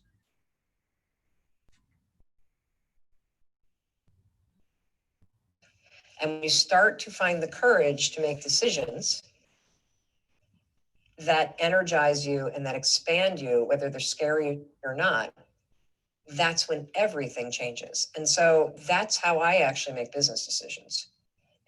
I don't even, like, the money conversation comes second. It's, does this deplete or energize me? And if it depletes me, how do you move it in that direction? Or how do I say no? If it energizes me, how do I do more? You are energized or expanded by something. You will do it for no money. You will do it happily, and you will suddenly wake up and say, oh my gosh, like I'm pursuing my passion. And I share that because you got to ask yourself, what is your energy telling you? And again, when you're in crisis or when you just want to find a job, it's easy to just put your head down and apply for a shit ton of jobs online. You already realize and are in agreement that is not the most effective. But the next thing you want to do is look at your energy, right? What activities, when you do them, actually light you up, gives you energy? And maybe it's not in your full-time job now, but you want to start to identify those things. And if it is your full-time job that's taking energy away from you, write those things down. What is it that you hate doing and what gives you energy? So for example, this webinar, this gives me life, right? Like, I've had a full day. I've had 3 or 4 interviews. I've had 2 or 3 meetings with my team. I've sent some emails. Like, I'm pretty fried. However, I love this work and this webinar. I don't care what, where we at, 18 people on the webinar. I don't care if there was 18 people or 8 people. Like, I would have the same energy just because I'm excited about this. So having that knowledge allows me to say, okay, how can I do more work that aligns with or gives me that energy and aligns with that and can serve that value in my life. So start to take inventory of that. And then the next thing is take inventory of your skill set, right? And again, crash.co, this is my result when I took their personality test. And it told me that I should either be in sales or a software engineer. And it's not quite right, but recruiting is a lot of sales. And I do work with a lot of engineers. And I do love kind of engineering and geeking out over STEM subjects. So it's not perfect, but it'll give you a starting point. And Career Explorer, again, it'll do the same. But the first thing you want to do is to define that big domino is get clear on your priorities and what's non-negotiable for you, right? Get very clear on those, because then you can use this and articulate this in an interview. Secondly, start with your mission. Like, where do you want to be a year from now? And just write it down. Like, I still struggle with this today. Goal setting is a skill, but because it's a skill, like any skill, it can be mastered. So the more you kind of write these ideas down, the more clarity you will have. You start to get clarity once you start to take that action. And then lastly, or second to last, is what's your energy telling you, right? Honor that. So that's your big domino. And now I want to talk about the interview process. I see a few messages going off in the chat. Jenna, is there anything that we can address right now or any questions before we dive into this last piece of the webinar? Nope, I'm just answering some questions about accessing the resources and reposting the link to sign up. Perfect. A-okay. Keep us moving. So your interviews, I want to tell you about the formula. I want to tell you about specificity and how you can be specific and what hiring managers and recruiters like to hear, how you can actually prep and tangibly do this yourself, and then some other tools and resources that can support you along the way. So it's really 4 simple steps. The formula to answer any interview question. I got this from Lou Adler, the GOAT, the OG, told me everything I know about recruiting. So I want to give credit where credit's due. I didn't create this. Lou created it. Again, read his book. I'm not getting an affiliate fee or anything from this. I just really, a lot of what I learned and what I'm teaching you came from this book. So it's called SAFW, say a few words. So tell me about your, what if a company said, tell me about your ability to work on a team, right? Because I mean, if we work in companies, we have to work with people, right? So this is a valid question.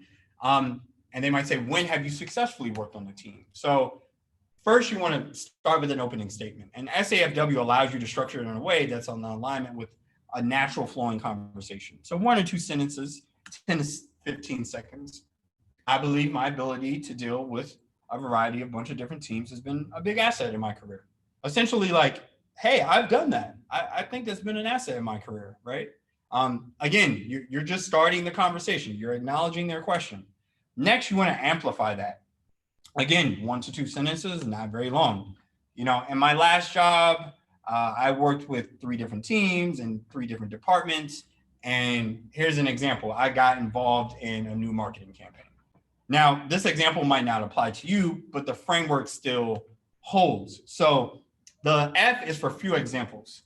And this is where you're going to spend the majority of your answer, because this is what recruiters want to hear and this is what hiring managers want to hear. So if you forget this whole acronym, just say, hey, that's a great question, interviewer. Can I give you some examples of how I think I've done the work that you're looking for?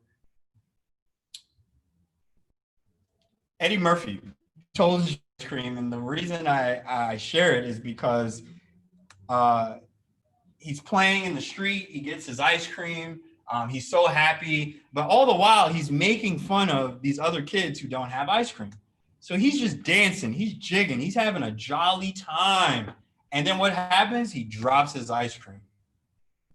And he is mad. And the reason that I tell you this is because when you're in an interview, get to the punchline. You don't have to tell your life story. I interview dozens of people per week, and they just ramble and ramble and ramble. And it's like, if you do some prep, you got to be able to tell it in a way where you just get to the punchline. So yes, give them the context of how you've worked on the team, but give them the punchline at the end. Hey, here's the result that I accomplished. Hey, here's the success that I had. Hey, here's the thing that I did, right? You can give them the details, but give them the juicy information, which is the results and the outcomes and the value and impact that you add. And then wrap it up. Hey, this is typical of how I get involved. This is typical of my track record. So it's SAFW, say a few words, opening statement, amplify that statement, give a few examples, and wrap it up. So if you put it into a structure, I believe my ability to do X would make me great at Y, where X is something that you've done, Y is something that aligns with their question or the interviewer's particular challenge or problem. Amplify it. Hey, previously I did X, and then elaborate on that. Give the example of X. And what you want to start doing, even if you're not looking for a job now, create your success database. So these are examples of all the things that I've done. I've coached over 300 people. I helped a lot of them get jobs. I've helped them negotiate for more than $100,000 in salary. I helped somebody get a job in 16 days, right? Like anytime I have a milestone, I document these things because I love Wobot, but this isn't going to be my last job, right? So always be documenting your successes. When it comes to business development and marketing, I've spoken on panels, I've done podcasts, I've done a bunch of different things, but I'm documenting these things. And all of these slides that I'm showing you right now, this is actually everything I showed to Wobot right before they interviewed me. Because they liked me and I came through a referral, but they still wanted to see evidence of past work that I've done. So I was able to put this together, but it didn't take me a long time because I'm always documenting it. So if you're looking for a job, it's even more important. If you're not looking for a job, it's just as important because it allows you not to have to scramble and rush when you need to make a pivot or look for a job. Again, this is typical of how I've been successful. And now as a bonus, I want you to add a hook. At the end of your questions or at the end of your answers. Remember that dispensary I took you to that time? You can say, are these the type of skills that would be valuable in this role, right? Would this be valuable to the team? And this allows you to get a temperature check. And if you say, are there any gaps in my skill set that you're concerned about, you can address those in the interview. So don't leave any interview without asking this question. It's not overreaching, it's totally professional, and you start to get a temperature check. And even if you had 5 interviews and they rejected you from all of them, if you at least ask this question, you would actually have some tangible advice that you could apply and switch on your job search. So I want to do an SAFW freestyle. Why? Because I spit hot fire and I can do this with my eyes closed, but it's only because I'm well practiced. I'm no better, no less than any of you, and this is possible for everybody. But instead of just sitting up here in my ivory tower and preaching about what you should do, anybody shoot a question out in terms of maybe a recent question that you've gotten in an interview or a question that you hate answering, and I'll answer it with the SAFW technique. And I haven't prepared for this, so I just want to show you how powerful the framework is once you start practicing it. Any questions right now, Jenna? I think people are working on them. I'll start us off though. So for the role that you did not get an offer to before joining Wobot, the one that you had a referral for. So with that specific role in mind, tell me why you think you would be a good fit for this role.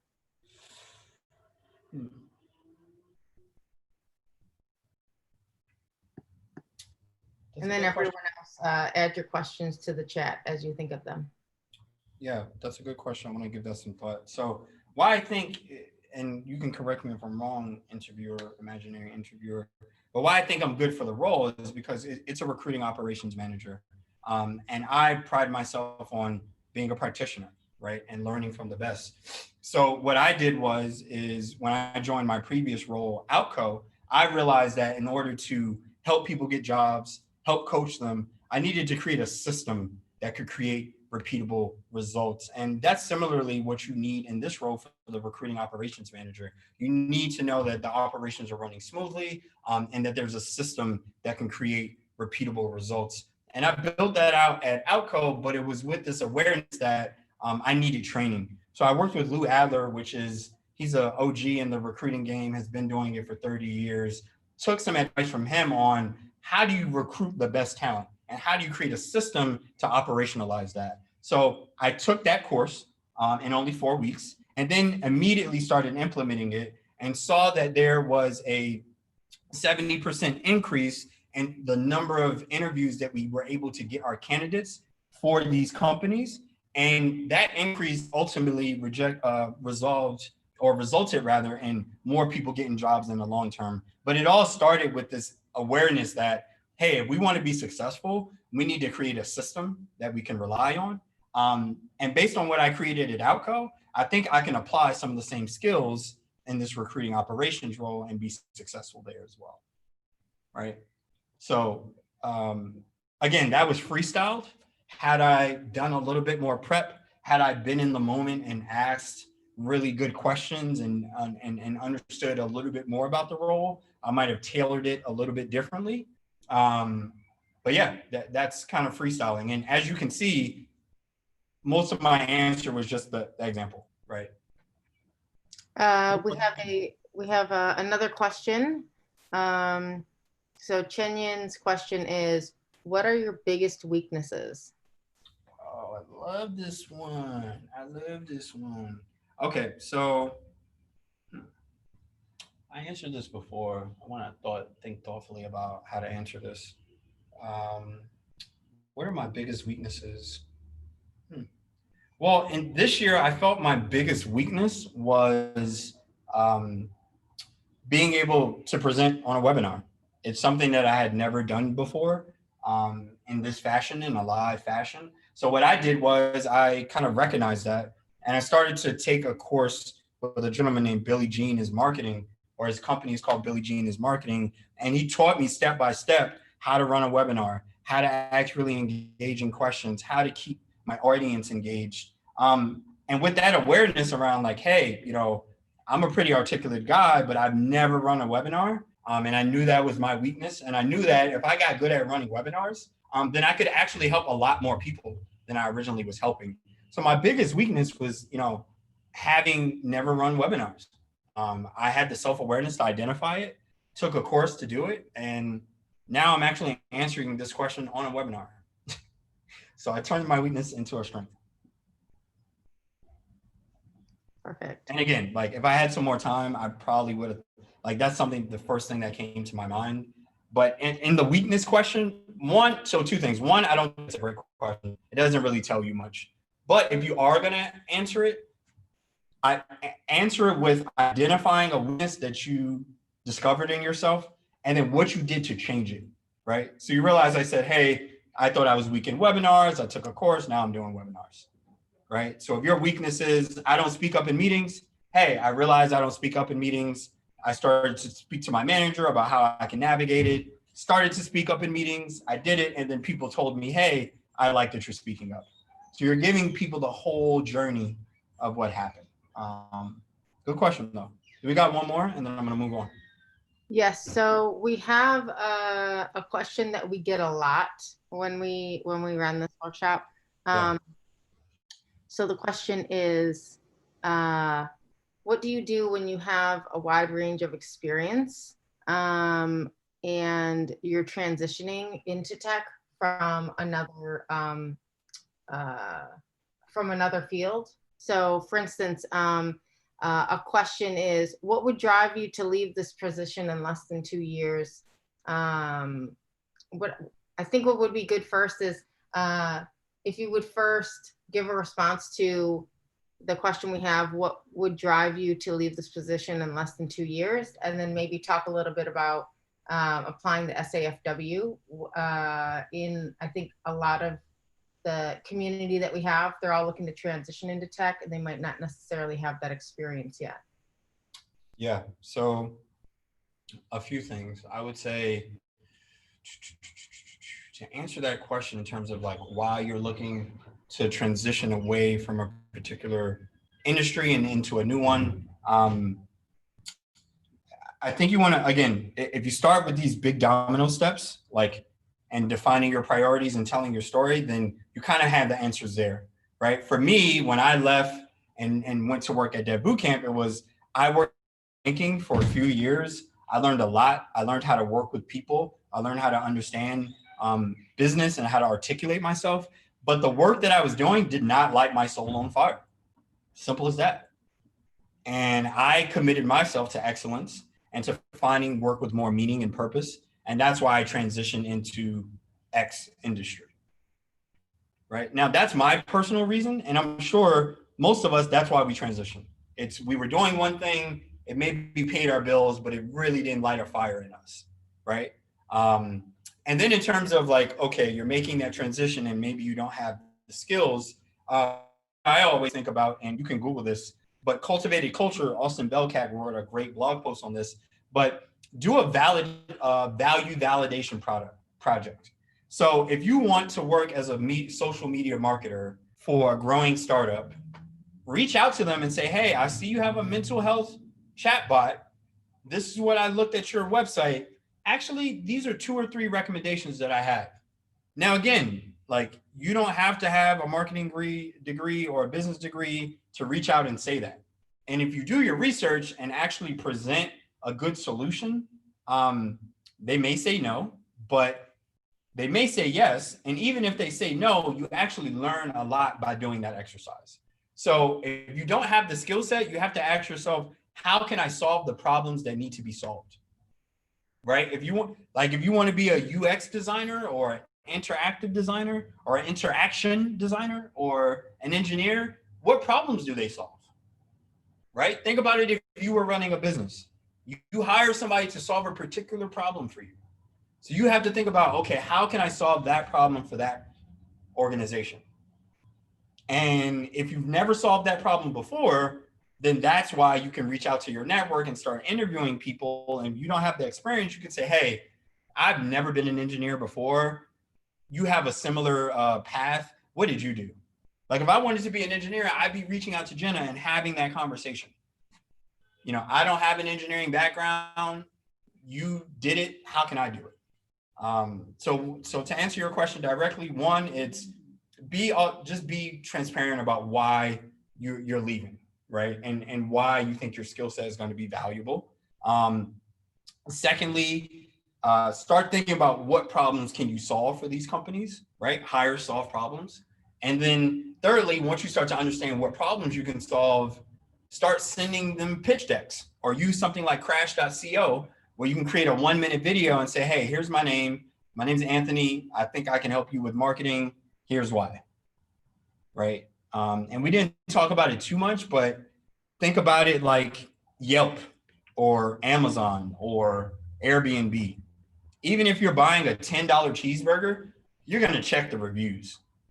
So what do you think somebody's going to do when they're hiring you and paying you $60, $80, $90, $100,000? They want to see reviews. They want to see proof of your work. So even if you don't have the degree, show proof of that work. And if you don't understand what problems need to be solved, reach out to the people, understand what problems need to be solved, and then start solving them. That's an oversimplification, but I hope that answered your question. Cool. Are there any other pressing ones? Because I want to move forward, Jenna. No?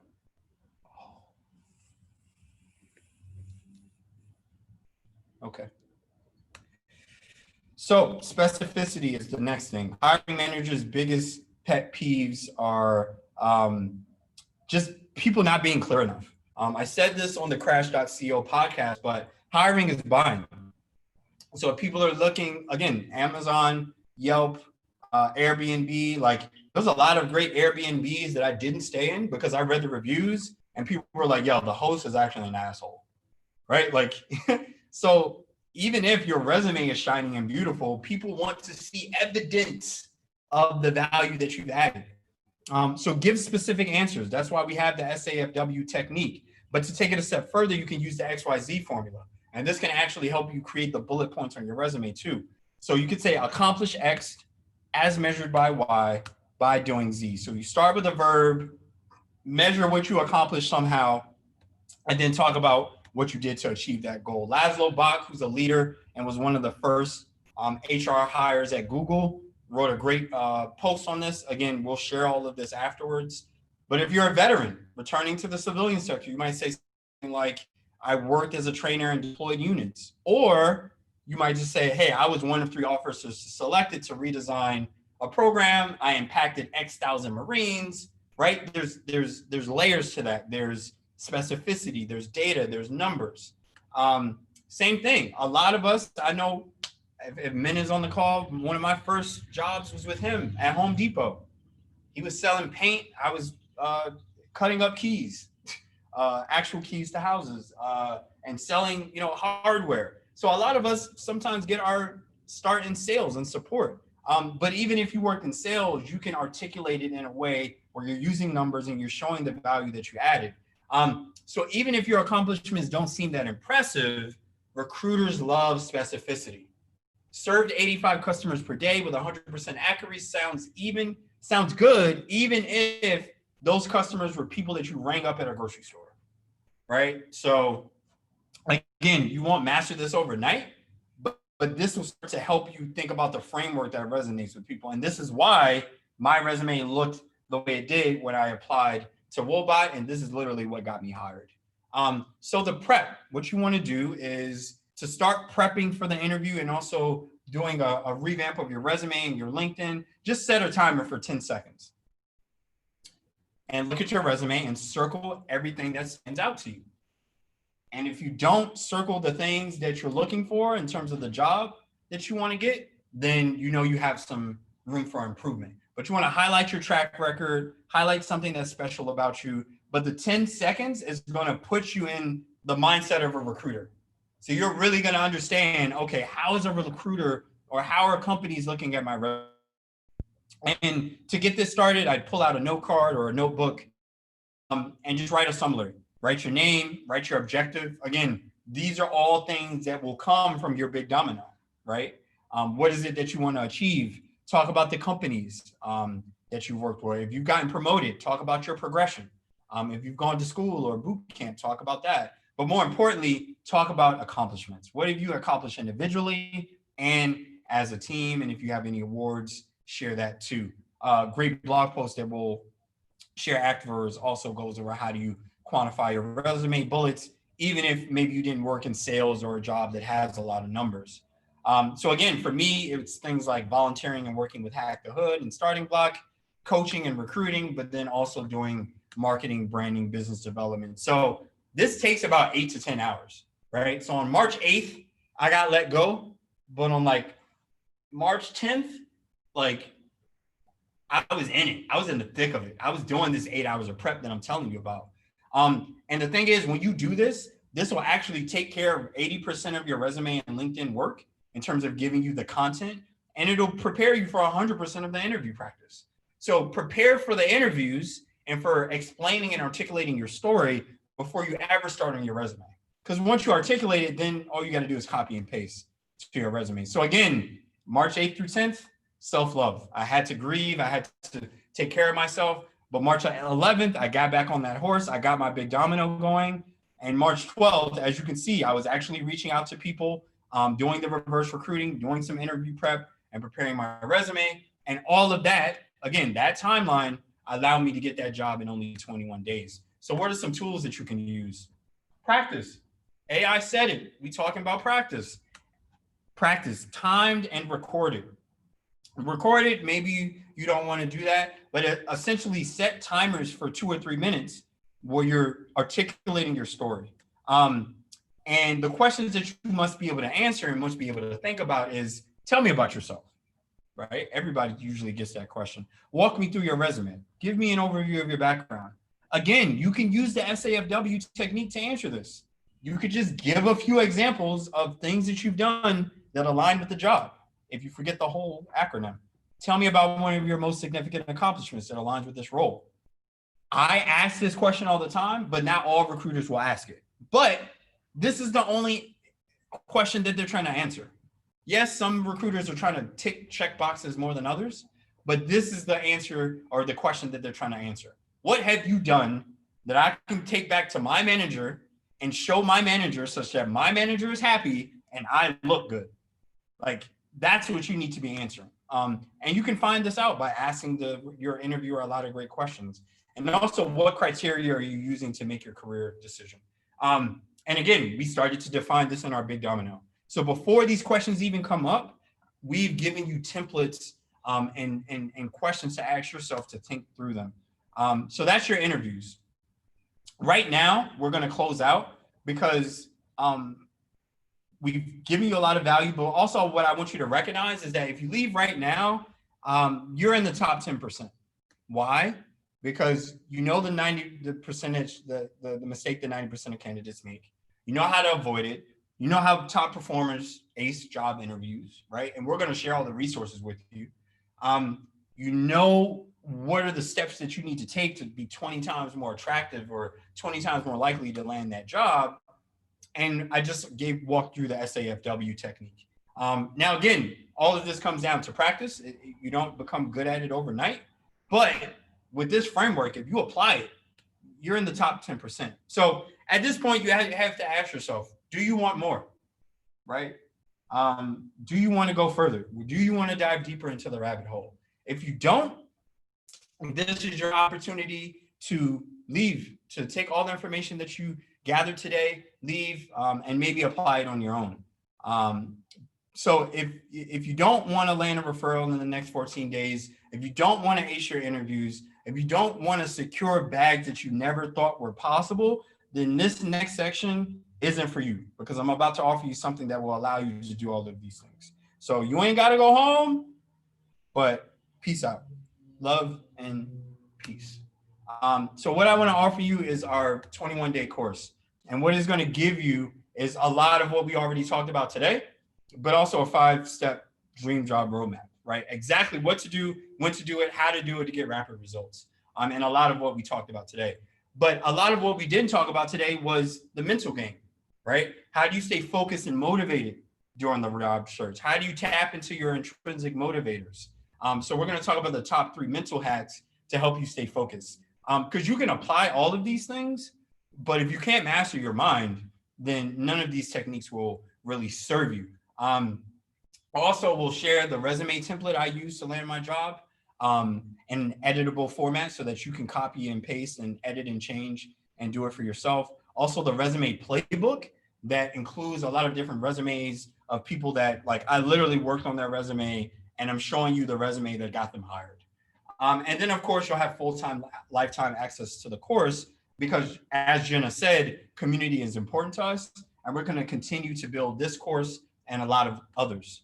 So if you leave right now, you'll get all of the perks and the benefits in terms of the templates that we shared with you, the resources that we shared, the big domino that'll help you get focused and aligned on where you want to go and how you want to get there. But the 21-day course is for people who are serious about investing in their future, right? So we go through the secret sauce and how do you actually find clarity, right? Some of it we talked about today, but we dive deeper. And then we also talk about how do you negotiate your offer? Because I mentioned that, but I didn't dive deep into, okay, what should you be saying? How do you position it? How do you make that counter offer? And I would say if all you did was, invest in this course just to get the negotiation advice, and you were able to get a $5,000 raise or a $10,000 raise, the course pays for itself, right? So you can choose your own adventure, but there's a lot of value here. So that negotiation piece is going to tell you how I transitioned from these companies, how I got these salary increases, and exactly what did I say. So I want to share with you someone who's actually done it, because again, like, it's great to tell you all of this stuff is possible, but who's someone who's actually done it? So this is Brianna. I want to share her testimony with you for a bit, and then we will close out here. Hi, my name is Brianna Forster. As of today, I am a software engineer at Periscope Data. So I transitioned into software engineering about 2 years ago. Before that, I was working in Japan in games localization. So I came to San Francisco with basically no friends, no connections, no CS degrees, hardly any relevant experience on my resume, with this idea that I wanted to become a software engineer. I had no concept of negotiating salaries. I thought that I should just be grateful for what basically.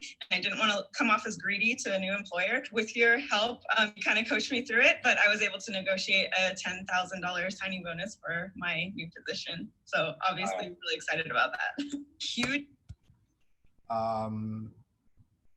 Yeah, I wanted to share that because I think it's easy for Jenna and I to get up here, share all of this stuff and share our story. But I want to share, and again, Brianna was actually somebody who went through Dev Bootcamp, who I met similarly to Jenna, who again didn't necessarily have the experience on paper, but just had a commitment to her excellence, and was also very coachable and followed a lot of what I shared today and what I've shared in the course. So if you do sign up today, some of the bonuses that you're going to get is actually 30 minutes call with me to negotiate your offer. That's exactly how Brianna was able to get her $10,000 signing bonus.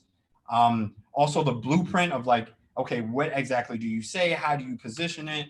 And then lastly, 30 minutes personally with me to speak about your resume advice and how you can structure your job search. So I know you're wondering, okay, well, what does this cost, Anthony? Well, I have a college degree. Jenna has a college degree. Some of you on here might have a college degree, and it's not going to cost you that. And what I can tell you is that college didn't teach me this. So already, this is more valuable than a college degree, in my humble opinion. Secondly, I've been a career coach. It doesn't cost $2,000. I know career coaches can cost thousands of dollars, although very valuable. And it's not even going to cost you as much as a resume writer. It's more affordable than that. And again, one of my side hustles before I even joined Dev Bootcamp, and when I was in banking, I used to write people's resumes and I used to coach people. So I know how much these things cost. And also, it's more affordable than a lunch that you buy every week. So even if you bought lunch and you spent $10 a week, which is you probably can't even get lunch for $10. But if you spent lunch, $10 a week on lunch, you spend $520 a year, and it's more affordable than that. Also more affordable than a year of Hulu and Netflix. Again, we're quarantined. I'm not saying in your Hulu or Netflix subscription. I got a lot of shows that I'm watching right now that are keeping me sane that I love, but it's even more affordable than that. It's only $199. Again, you get all of the things that I described today. Even if you don't decide to sign up today, you get all of the resources that we shared. And this is the link where you can sign up. We're going to be on to answer and do some more Q&A, but I'm going to share this in the chat right now. And yeah, we'll be on a few more minutes. Yes, and so we're sharing the link for the 21-day course. However, the link that I shared earlier, the bit.ly link for Career Nebula, that will allow us to send you all of the resources. I think most of you have provided your email, so we can send everything out to you already. I've also shared the bit.ly link to join our community in our Slack workspace. So if you haven't already, I would recommend joining the Slack workspace as well. That's already over 100 people, part of our community. These are people that are in your network, referrals, people to give you feedback, people to practice some of these things with, practice your personal pitch, places where we're sharing not only Career Nebula events, but other workshops as well. And like Anthony said, you will, anyone that signs up will have lifetime access. So I normally run the LinkedIn workshop live, but we are working on creating modules and having the content all digital so you can work at your own pace as well. So as things are added and as things are built out, you'll have access to all of those as well. Thank you all. I appreciate you all for being here. Any questions, thoughts, ideas, any way we can support you? We'll be on for about 5 more minutes to answer any questions. And yeah, we'll be around.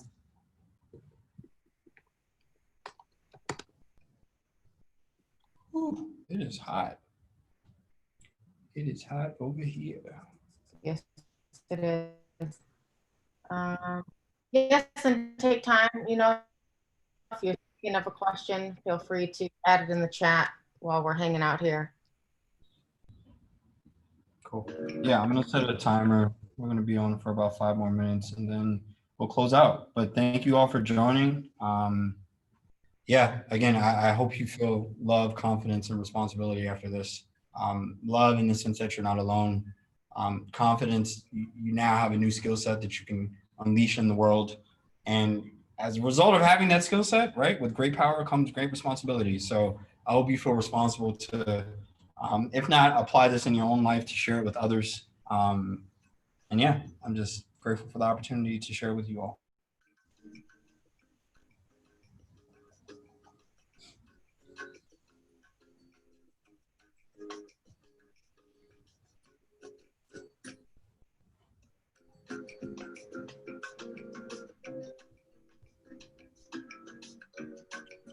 Do we have some questions in the chat there? We have a few people signing off. Just some feedback. Thank you very much. Excellent webinar. Oh, here's a question. So what do you do when, I think this got broken up. Oh, we gotta wait for the rest of it. Okay. So Daniel said, the saying was, give a man a fish, he eats for a day. Teach a man to fish, he eats for a lifetime. I've heard that quote so many times and I was so at a loss for words. I was like, fish, eat, man.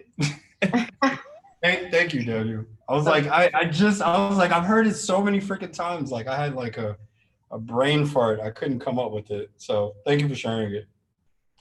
Yeah, so Tech Fit Creative on the call, I think part of your question got chopped off and maybe you're still working on it, but I just wanted to mention that. Say that again, Jenna. So, oh, here we go. They fixed it. What do you do when you have a wide range of experience but are unsure where to start? I would start with Crash.co and Career Explorer. Take their tests. Now, again, like I'm a recruiter and it didn't, after I finished these personality tests, it didn't say you will be a recruiter, but a lot of them were very close. And what you'll start to see is that there might be intersections. But what I always come back to is what is the problem that you're solving? Why are they going to pay you? So yes, you might have 12 different experiences, but how do you combine those to solve particular problems, right? So I've worked in investment banking. I've been a career coach, right? I've done all these different things. But the problem I solve is that I can find top performing world-class talent very quickly. That is the problem I solve for my organization. If I'm not doing that, then they shouldn't be paying me. So I know the value that I can add based on all of those skills, right? I learned communication in business when I worked in banking, right? I learned coaching and leadership when I was in Dev Bootcamp. And then when I was in Outco, I took a course on recruiting and learned, okay, how do you write good job descriptions and how do you interview people? And all of those things combined make me a phenomenal recruiter. But to get there, you might have to take a personality test. But even if you didn't take the personality test, I would ask myself, with the skills that I have, what problems am I uniquely positioned with my experience to solve? And constantly ask yourself that. And don't feel guilty or don't feel discouraged if you sit down for an hour and you work on it and you don't have it figured out. Like literally to this day, I'm still always asking myself this question. As I said, I'm not going to be at Wobot forever. So I'm always like, okay, like, you know, what skills do I have now? And I would say also, not tangent too far, but another great question that you should ask yourself is, how do I want to learn and grow in my next role? Like, where are you at and how do you want to learn and grow? And tangible. So I'll tell you, like when I left, when Dev Bootcamp shut down, again, ton of fear, ton of anxiety, didn't know what the hell I was going to do. And then on top of that, I had people who I was coaching who were looking up to me and saying, hey, Anthony, what are you going to do next? And I had a ton of anxiety about like, yo, what the hell am I don't know what I'm going to do. I don't know how I'm going to pay my rent. I don't know. Stop freaking asking me. I don't know. But then I said, how about I ask myself a better question? And my question started to be, okay, with the skills that I have, like, how do I want to learn and grow? And again, within the context of my non-negotiables, what salary do I want to make? Where do I want to work? How do I want to learn and grow? And Outco gave me every opportunity that I could to learn and grow. It gave me an opportunity to lead like one function of my own. It gave me an opportunity to invest and learn more about recruiting. Like it hit all of my checklist in terms of where I wanted to grow. Right. So I hope that helps. It's a never-ending challenge, but you got tools like Crash and these personality tests. And then whenever you start to get stuck, start to ask yourself better questions. And another great question that you can ask is ask your friends and family, what do they think that you're good at? Because the things that you're really good at that you don't give yourself credit for, they'll tell you, right? The things that you're really good at, you probably think, oh, like I just do that or I'm just talented. But no, actually, that's your differentiator in the market. So if you're unsure of what you're really good at, ask some friends and family or people that you work with, and they'll tell you exactly what they notice that you're really good at. If you have a hard time coming up with it on your own. I hope that helps. And I'd like to add just a little bit to this. I was actually in the position a lot of people are in now last year. IBM had massive layoffs and I was included in them, and I had 90 days to find a job before I couldn't pay my bills anymore. And I was, I support myself in Austin and my husband at home in Detroit. So there was a lot riding on me just figuring shit out. But one of the things that I learned was to really be open. And like Anthony said, getting feedback on the things that you're good at. So actually my first interview with a team at IBM was with the IBM developer site. And I wanted to work on the engineering for the site. And the not only the engineering manager, but the head of the department is who I met with. And he said, hey, you know what, like, tell me about yourself. And I was telling him like what I've done at IBM and also the work that I do outside. And he said, hey, you know what, have you thought about developer advocacy? Because we have developer advocacy at IBM and it sounds like you're already doing this work. I think it would be a really great fit. And initially I was like, no, I've only been an engineer for a few years. I assumed that advocates had been engineers for a decade and I just didn't know enough and wasn't good enough, right, for that kind of role. After 90 days of misery, my offer that I received actually came from an IBM developer advocacy team in New York. And I must say that this is the perfect combination of engineering and advocacy and community building and having the freedom to explore and learn new things.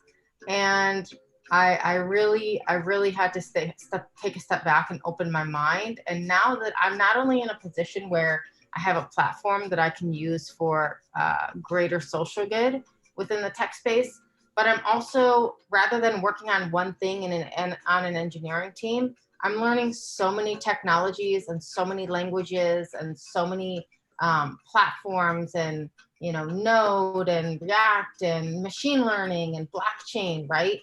And what I did was I decided that this opportunity I was going to not only take, but dive into and explore and find all the places where I could provide impact to IBM as a company.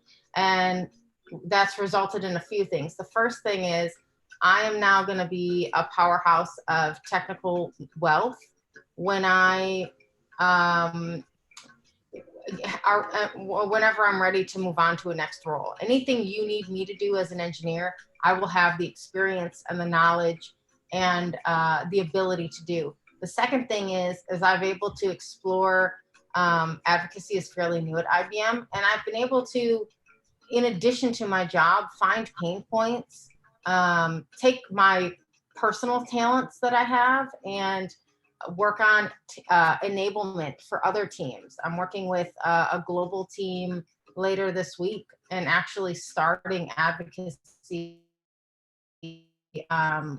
for a number of countries. So I'm using my personal skills within my job to build the job that I want to have. I've always said to Anthony, I don't think that my dream job exists. However, I think that I'm building what that looks like. And I think that I'm really happy with what I'm doing. And I think that my ultimate dream job, it may not exist yet. The tech space changes very rapidly, very frequently, but I think that I'm working toward it, and I will have it a lot quicker than I would normally if I were searching for it somewhere. Sharing that.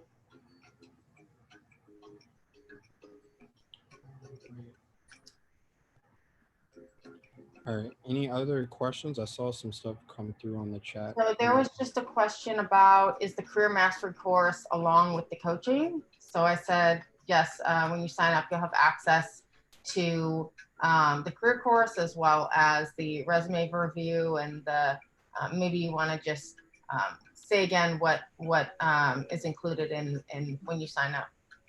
Yeah. So a lot of the coaching is if you sign up today.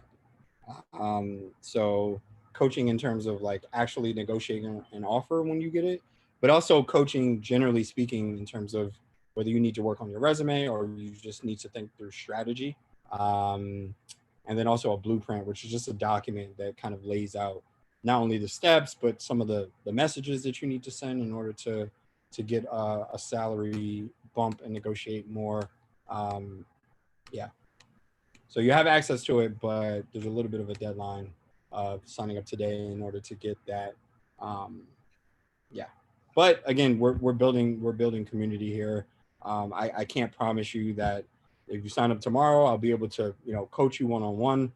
But again, me and Jenna are building the community here, and we try to make as much time. Again, I don't know if Clene is still on the call, but that's how I met her. I gave a talk, a presentation at a workshop. And then, like I said, she followed up. Most people don't follow up. She followed up with me, asked me for some advice and for me to help her. And yeah, when people apply themselves and when I see people following up and being scrappy, yeah, that energy really resonates with me. So if you want coaching and you're really adamant about it, I'm happy to talk to you.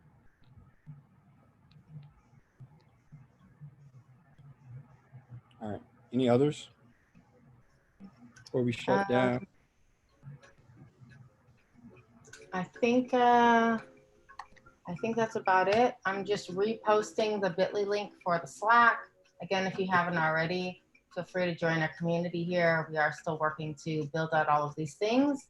Also, feel free to connect with us on our Career Nebula social media.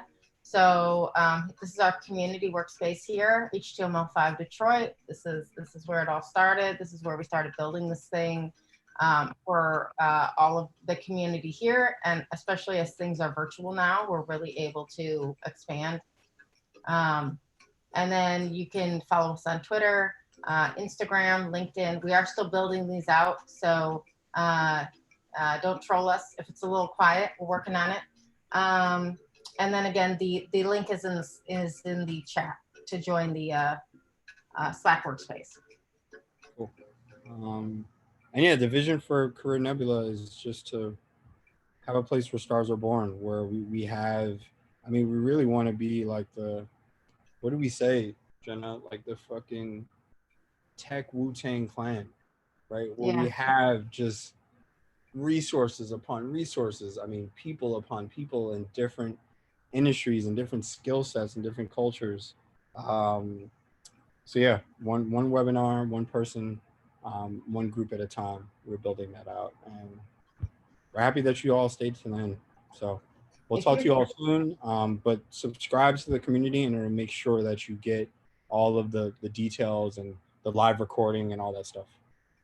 Yes, I just want to say thank you all for joining. And if you're in the tech space or you're looking to get into the tech space and you feel like there's not a place where you feel is for you or that you fit, Career Nebula is the space for you. We have all been searching for a space. So what we decided to do is to stop searching for a space and start creating one. So this is a space for all of you, creatives, developers, designers, PMs, whatever it is. This is the space. This is your space for you. All right. Amen to that. Be safe. Keep doing what you're doing. Thank you all for showing up, and we'll continue to try to support you all. All right. Good night. Thank you, Jenna. Thank you, everybody.